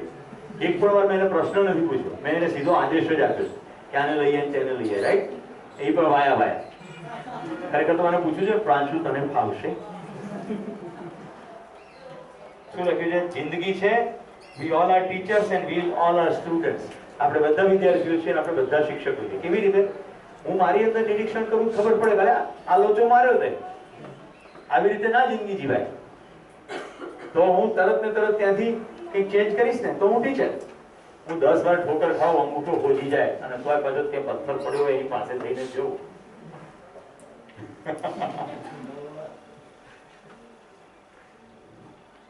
તો જીવન વિદ્યાનો વિષય વસ્તુ કઈ તરફ આંગળી ખીંચે? વિચાર ગમે તેટલો ઊંચો હોય, જાગૃત હોય, પણ અમલ ના થાય ત્યાં સુધી એની કોઈ કિંમત નથી. તો ઘણાને આટલા પહોંચતા સુધી એમ થાય કે અત્યાર સુધી જીવન વિદ્યાનો પ્રસ્તાવ કોઈ રીતે આવ્યો કેમ નહીં? રાઈટ? કોઈ એની સંસ્થા કેમ નથી? કોઈ ટ્રસ્ટ કેમ દેખાતું નથી? કેમ પાટિયા કેમ નથી આવતા? આમ જાહેરમાં સત્સંગ કેમ થતું નથી? આ સંસ્કાર, સાધના, આસ્થા, આટલી ચેનલ ઉપર ઇન્સ્ટ્રુમેન્ટ, થોડા કલર બધા આવે છે મલ્ટિપલ, એમાં કેમ કોઈ આવતું નથી? તો મિત્રો, એનો જવાબ અતિ અગત્યનો એ છે, સમજવું એટલે જીવવું. જો સમજ્યા તો તમારું આચરણ બદલાઈ જશે, નહીં તો માહિતીની ટ્રાન્સફર, ડેટા ટ્રાન્સફર. કઈ રીતે? મારા દિમાગમાંથી નીકળેલો ડેટા મશીનમાં ગયો, મશીનમાંથી ટ્રાન્સફર થઈને પ્રોજેક્ટરમાં ગયો, પ્રોજેક્ટર અહીંયા અત્યારે પ્રોજેક્ટ કરી રહ્યો છે એટલે અહીંયા ટ્રાન્સફર થયો, ધીમે ધીમે તમારા દિમાગની અંદર ટ્રાન્સફર થશે અને લક્ષો નોટમાં ટ્રાન્સફર થશે.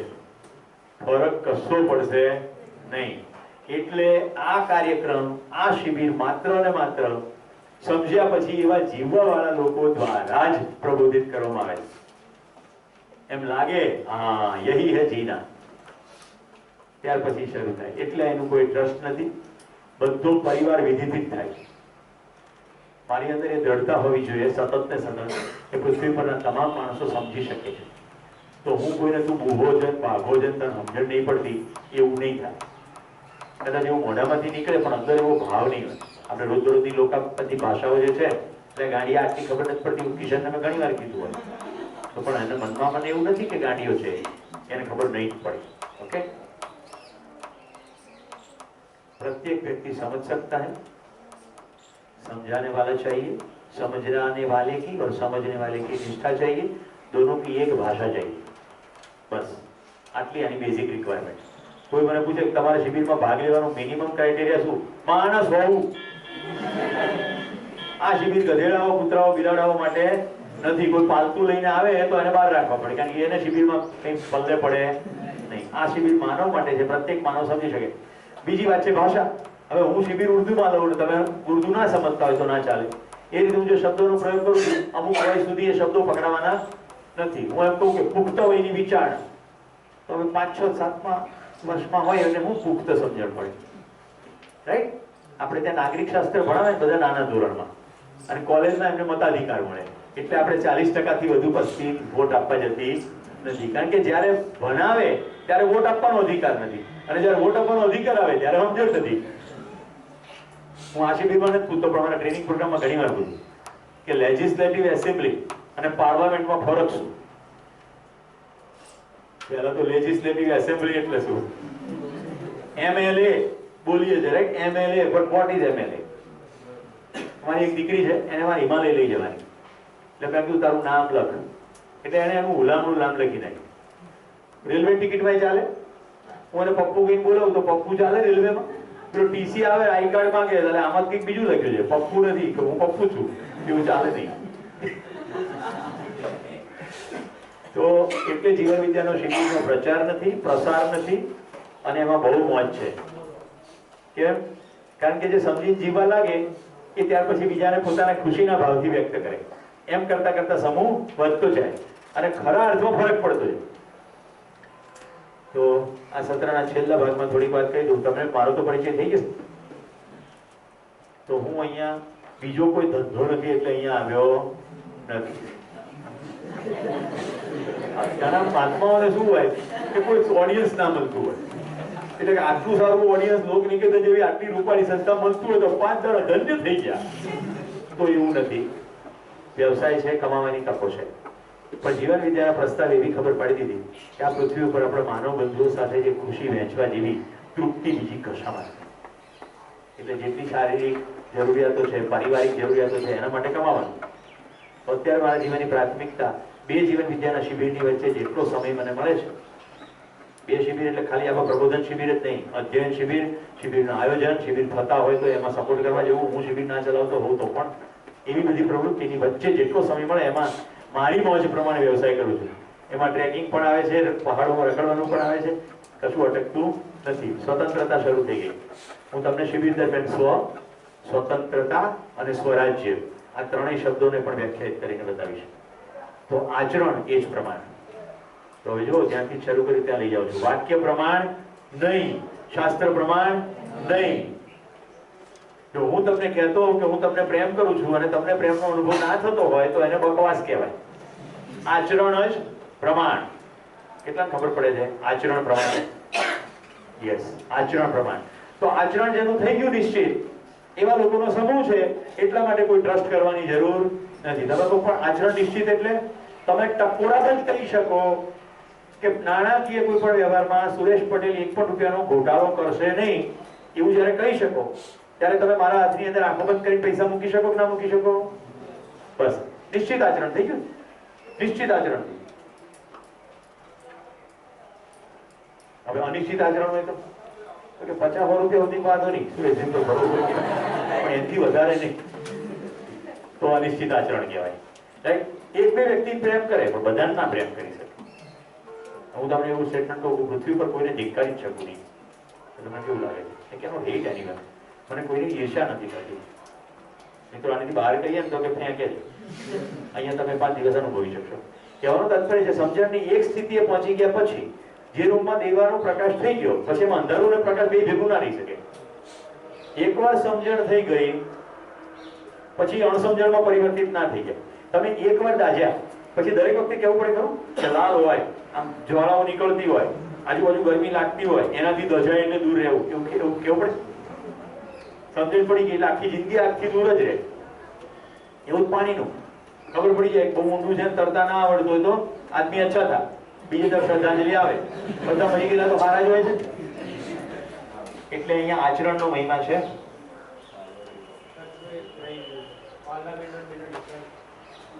એ આપણો ક્યાં એજન્ડા છે? તમારે જાણવું હતું? યુપીએસસી ની એક્ઝામ આપવાની લાગે છે. પાર્લામેન્ટ એટલે સંસદ, જે દેશની કક્ષાએ લોકપ્રતિનિધિઓ ભેગા થઈને કામ કરીને નિર્ણયો લે, એમાં બે પાર્લામેન્ટના સેક્શન છે, લોકસભા અને રાજ્યસભા. રાજ્યસભામાં નિયુક્તિ ઉપર સભ્યો હોય, સમાજમાં અગ્રણી, રાઈટ, જેનું ઇન્ફ્લુઅન્સ મોટી હોય બધા રાજ્યસભામાં હોય, ચૂંટાઈ જાય બધા લોકસભામાં આવે. આવું રાજ્ય સ્તરે થાય એને વિધાનસભા કહે. લેજિસ્લેટિવ એસેમ્બલી એટલે વિધાનસભા. બરાબર? આ જીવન વિદ્યાની વિષય વસ્તુમાં નથી. આમાં તકલીફ અમારે એ જ છે મોટી. શિબિર પત્યા પછી જે લોકો અહીંથી જે બહાર જઈને બોલે ને એનું અમને સૌથી વધારે બીક લાગે. અમને અસ્તિત્વને કોઈ વસ્તુની બીક ના લાગે. ફાલ્ગુનબેન, તમને જાણીને આનંદ થશે. આવા વર્ષો સુધી હું પ્રકૃતિની વચ્ચે ગયો, રાત્રે બધા યુવાનોને નાઇટ ટ્રેકિંગમાં લઈ જાઉં અને જંગલની અંદર સાવ અવાવરું જગ્યાએ બેસાડું. દરેક વખતે કોઈક ને કોઈક તો કહે કે તમને સાપની બીક ના લાગે. હું દરેક વખતે કહું કે મને પ્રકૃતિમાં એટલો ભરોસો છે કે જો હું નુકસાન પહોંચાડવાના ભાવથી ન આવું અને જો કોઈ પણ નુકસાન પહોંચાડવાના ભાવથી મારી સાથે ન જોડાય તો કોઈને કાંટો પણ નહીં વાગે. તમે સાપની ક્યાં વાત કરો છો? તો આજે મને પ્રસન્નતા થાય છે કહેતા આટલા યુવાનોને પાછલા 20 વર્ષમાં જંગલોમાં અને પહાડોમાં રખડાવ્યા છે. Not a single incident of accident. એક પણ ઇન્સિડન્ટ નહીં. જીવન વિદ્યાનો પ્રસ્તાવ હોય ખબર પડી જાય. આજ તો નિયમ છે. ઓકે, તો મિત્રો હવે જતા પહેલા તમને થોડું ચાવાનું મળી જાય બપોરે ચાવવા માટે એવા કન્સેપ્ટમાં આપણે એન્ટર થઈએ છીએ. હું તમારી સામે પ્રસ્તાવ મૂકું છું, માનવું અને જાણવું બે એક નથી. ચલો કહો ડિફરન્સ. માનવું અને જાણવું એક નથી એવો મારો પ્રસ્તાવ છે. હું શું પ્રપોઝ કરી રહ્યો છું? માનવું અને જાણવું એક નથી, બે સદંતર ડિફરન્ટ છે. એ મેં પ્રસ્તાવ મૂક્યો, તમારી તાકાતથી કહો શું ડિફરન્સ છે બેમાં? માનવું એ પોતાનું ખરેખર વિશ્વાસ થાય કે આ ખરેખર છે. માનવું નહીં, માનવું. એન્જોય કરવું એટલે માનવું. એવી રીતે નથી કહી રહ્યો, માનવું.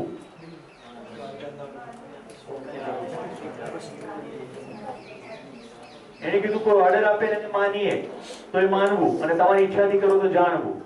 બોલો બીજો જવાબ. જાણવું એટલે ઇન્ફોર્મેશન કલેક્ટ કરવી, માહિતી એકઠી કરવી એટલે જાણવું.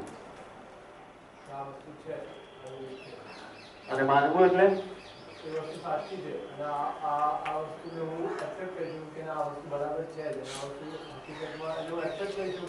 સ્વીકૃતિ હોય તો માનવું. ઓકે, બોલો બીજું. અરે મિત્રો તમે 100 થી વધુ લોકો છો. યસ, કીધું બરફ કાચ જેવો હોય, કાચ ન દેખાય, આ બરફ નથી. એટલે કાચ છે એ બરફથી અલગ છે. એ બેયને અલગ અલગ રીતે જુઓ, એને માનવું કે ભાઈ જાણવું? જાણવું. એને જાણવું. બીજા વિકલ્પો? માનવું.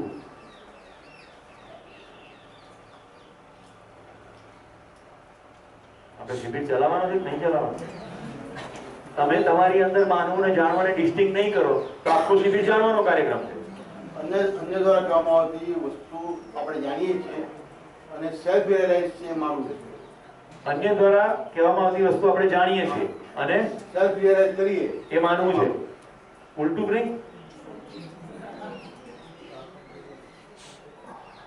યસ, અન્ય દ્વારા કહેવાય એટલે માની લઈએ છે.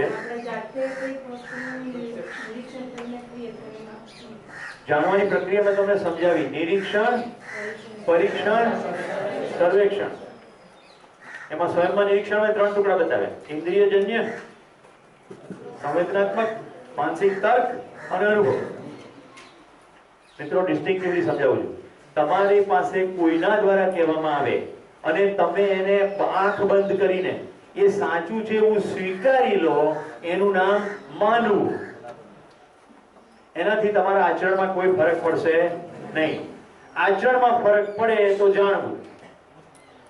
જાણવું બરાબર સમજવું બરાબર આચરવું.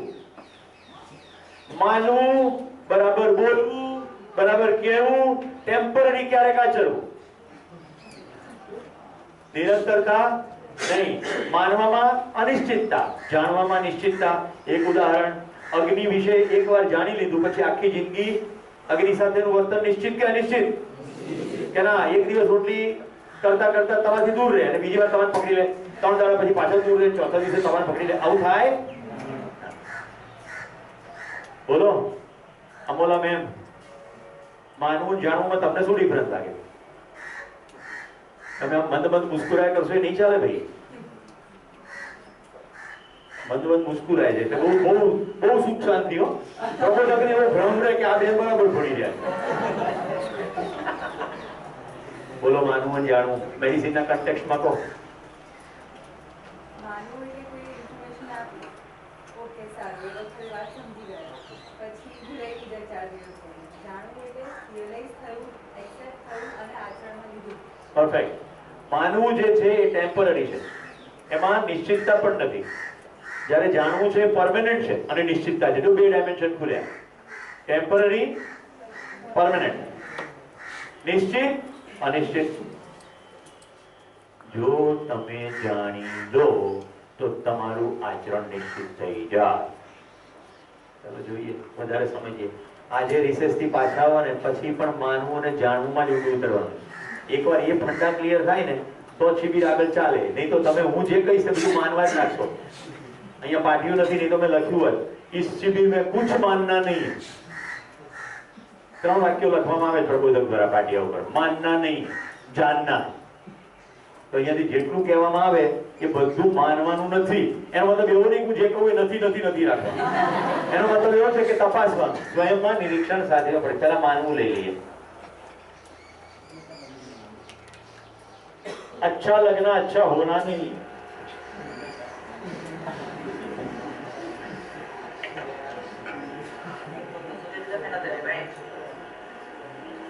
मालिश करे तो सारू लागे ने, राइट? तो मोढું ધોઈ દે.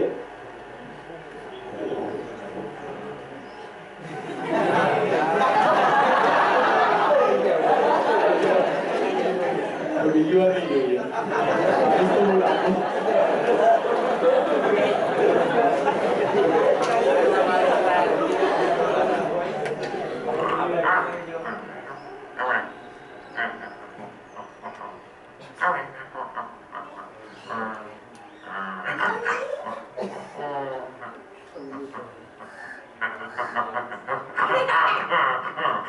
જેના વિડિયો જોયો તરત ને તરત બાજુવાળાને કહેવા માંડે છે.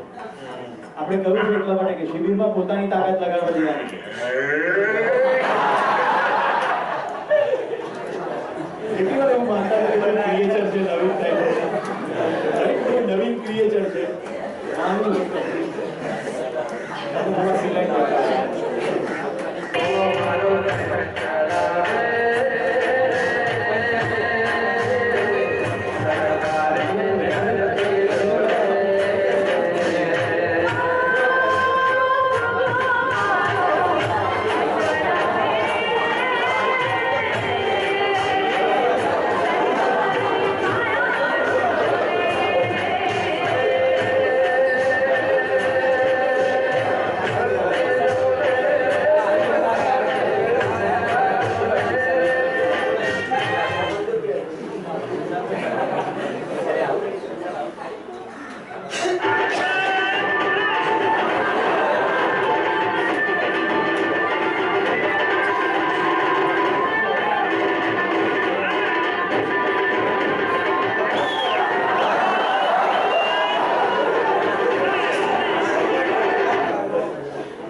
ધ્યાન જાય છે માનવું.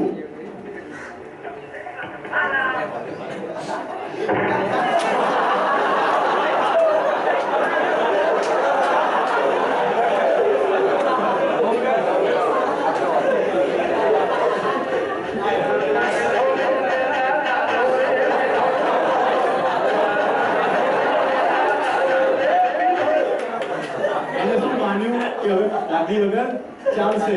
પછી ડોહો પડી જાય ને હાડકું ભાગી જાય એ કઈ આવતું નથી.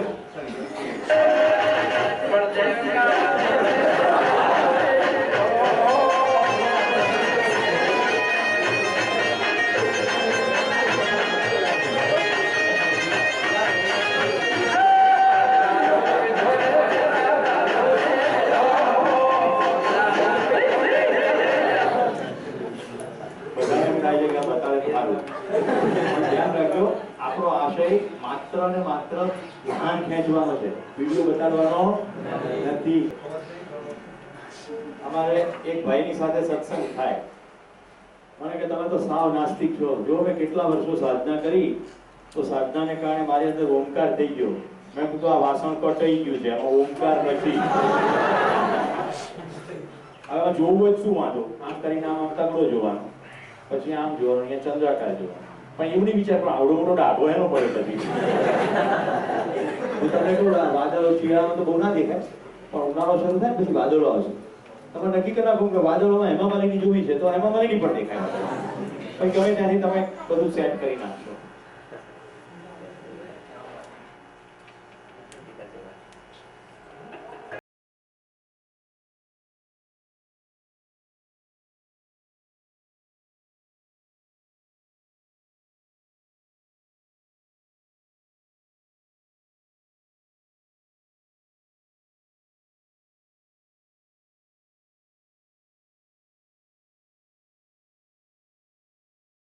માછલી આવી તો બહાર નીકળી મોઢું ભટતો હોય, રબરની માછલી છે, પાછળથી હાથ નાખેલો છે.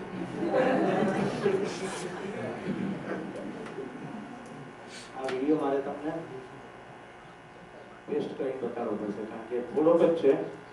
મારી દીકરી જેવા બીજાને શિબિર કરી લીધો પછી એના વિડીયો મને મોકલ્યો કે તમને માનવા બહુ મસ્ત કામ લાગે. दवाई ले ले यार, ये कम कर दिया दवाई ले ले.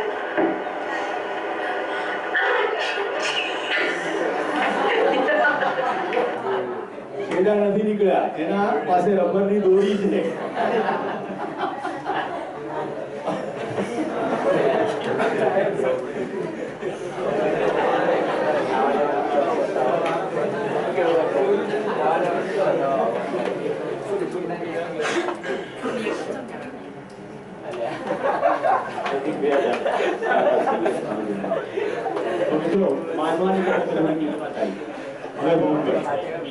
ક્રિસ્ટલ ક્લિયર જાણવું સમજીને આવો તો જમો, આરામ કરી લો, જ્યાં ઉતર્યા છો ત્યાં, રાઈટ. 8 કે 10 ની ડોરમિટરી હશે તો જ્યાં ઉતર્યા છો ત્યાં બીજાને ડખા થયા વગર બેને શું હોય તો પછી બીજી કોઈ જગ્યાએ 8 જણા જતા અને ચર્ચા કરો. તમારા જીવનના બધા ક્ષેત્રોને જોઈને કહો કે કઈ કઈ વસ્તુ તમે માનતા છો. પોતાનું શરીર, વ્યવસાય, પાસ પડોશ, લગ્નના કોઈ ના ભાઈ હોય તો, છોકરો છોકરી સંબંધો, વિવાહ સંબંધો, એમ કે ભણવું તો કઈ બીજા શાખામાં આગળ ભણવું જોઈએ, જેમ કે પેડિયાટ્રિક કરવું કે ગાયનેક કરવું, તો એમાં આપણે શું માની રહ્યા છીએ, રાઈટ. અદિતિ ગુજરાતમાં ગાંધીનગરમાં પરણવું કે પાલનપુરમાં પરણવું, રાઈટ. આ 3 પ્રસ્તાવ આવ્યા છે, તેમાંથી કયો પ્રસ્તાવ કાજલ માનવા રાખવો. હું તમને તમારી ભાઈને અનુરૂપ બધા ઉદાહરણ આપી રહ્યો છું. લેપટોપ લેવાનું છે તો કયું લેવું, એસુસ નું લેવું કે એસર નું લેવું, IBM નું લેવાય કે ના લેવાય, લેનોવો લેવાય કે ના લેવાય, વગેરે વગેરે. એમાં માન્યતાનો કમ્પોનન્ટ જુઓ. અહીંયા તમે જેટલા જોડી કપડા લાવ્યા છો એ થેલાની ચેન ખોલીને પૂછો, માનીને લાવ્યો જાણીને લાવ્યો. આવું ઝીણા ઝીણા ગિમિક કરશો તો તમારું ધ્યાન બપોર દરમિયાન જાણવામાં જશે. જેટલા સંબંધો છે બધા સંબંધોને યાદ કરી લો. પપ્પા મમ્મી વિશે શું માનો છો, ભાઈ બહેન વિશે શું માનો છો, એમના ફ્યુચર વિશે શું માનો છો. તમે એવું જાણ્યું છે ખરું તમારા જેની સાથે કંઈ પણ કટુ કે સંઘર્ષ ભર્યા વ્યવહાર છે એના વિશે તમે પહેલેથી માની રાખ્યું છે કે એ આમ જ કરશે, એ આમ જ વર્તશે, કે જાણ્યું છે? જો તપાસવાની વસ્તુ છે. જો અંદર તપાસશો તો તમે પાછા આવશો ત્યારે તમને ખબર પડશે કે ઘણી બધી વસ્તુમાં તમે જાણ્યું છે જ નહીં, and you have a set of માન્યતાઓ. તો ડાયરીમાં કામ કરજો, લખજો આના વિશે મેં આવું માન્યું, આના વિશે આવું માન્યું. જે કોન્ફિડેન્શિયલ ના હોય એવું ડાયરી કોઈ વાંચે તો પ્રોબ્લેમ ના થાય, અધરવાઇઝ વિધાઉટ નહીં. તમારે પોતાની જાત સાથેની એક્સરસાઇઝ છે બેઝિકલી. ક્લિયર? કેટલા લોકો કરશે આ કામ? એનું કારણ છે કે કરીને આવશો ને તો બપોર પછી જાણવાની તમને ક્લિપો બતાવીશ એટલે તમને જાણવામાં દ્રઢતા થતી જાય. આખો શિબિર માનવાનો શિબિર છે જ નહીં.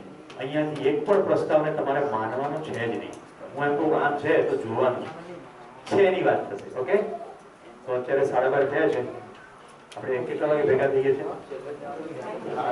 2:30. રાઈટ. આજનો બ્રેક થોડો શોર્ટ છે. કાલથી આપણે 12 વાગે બ્રેક કરશું અને 2:30 વાગે મળશું. એક્સેપ્ટેબલ છે? Thank you. નમસ્કાર. મેં કીધું 10 મિનિટ પહેલા ક્લાસમાં આવી જજો. 5 મિનિટ પહેલા હું આવી જઈશ અને તમને કોઈ કેસ સંભળાવીશ.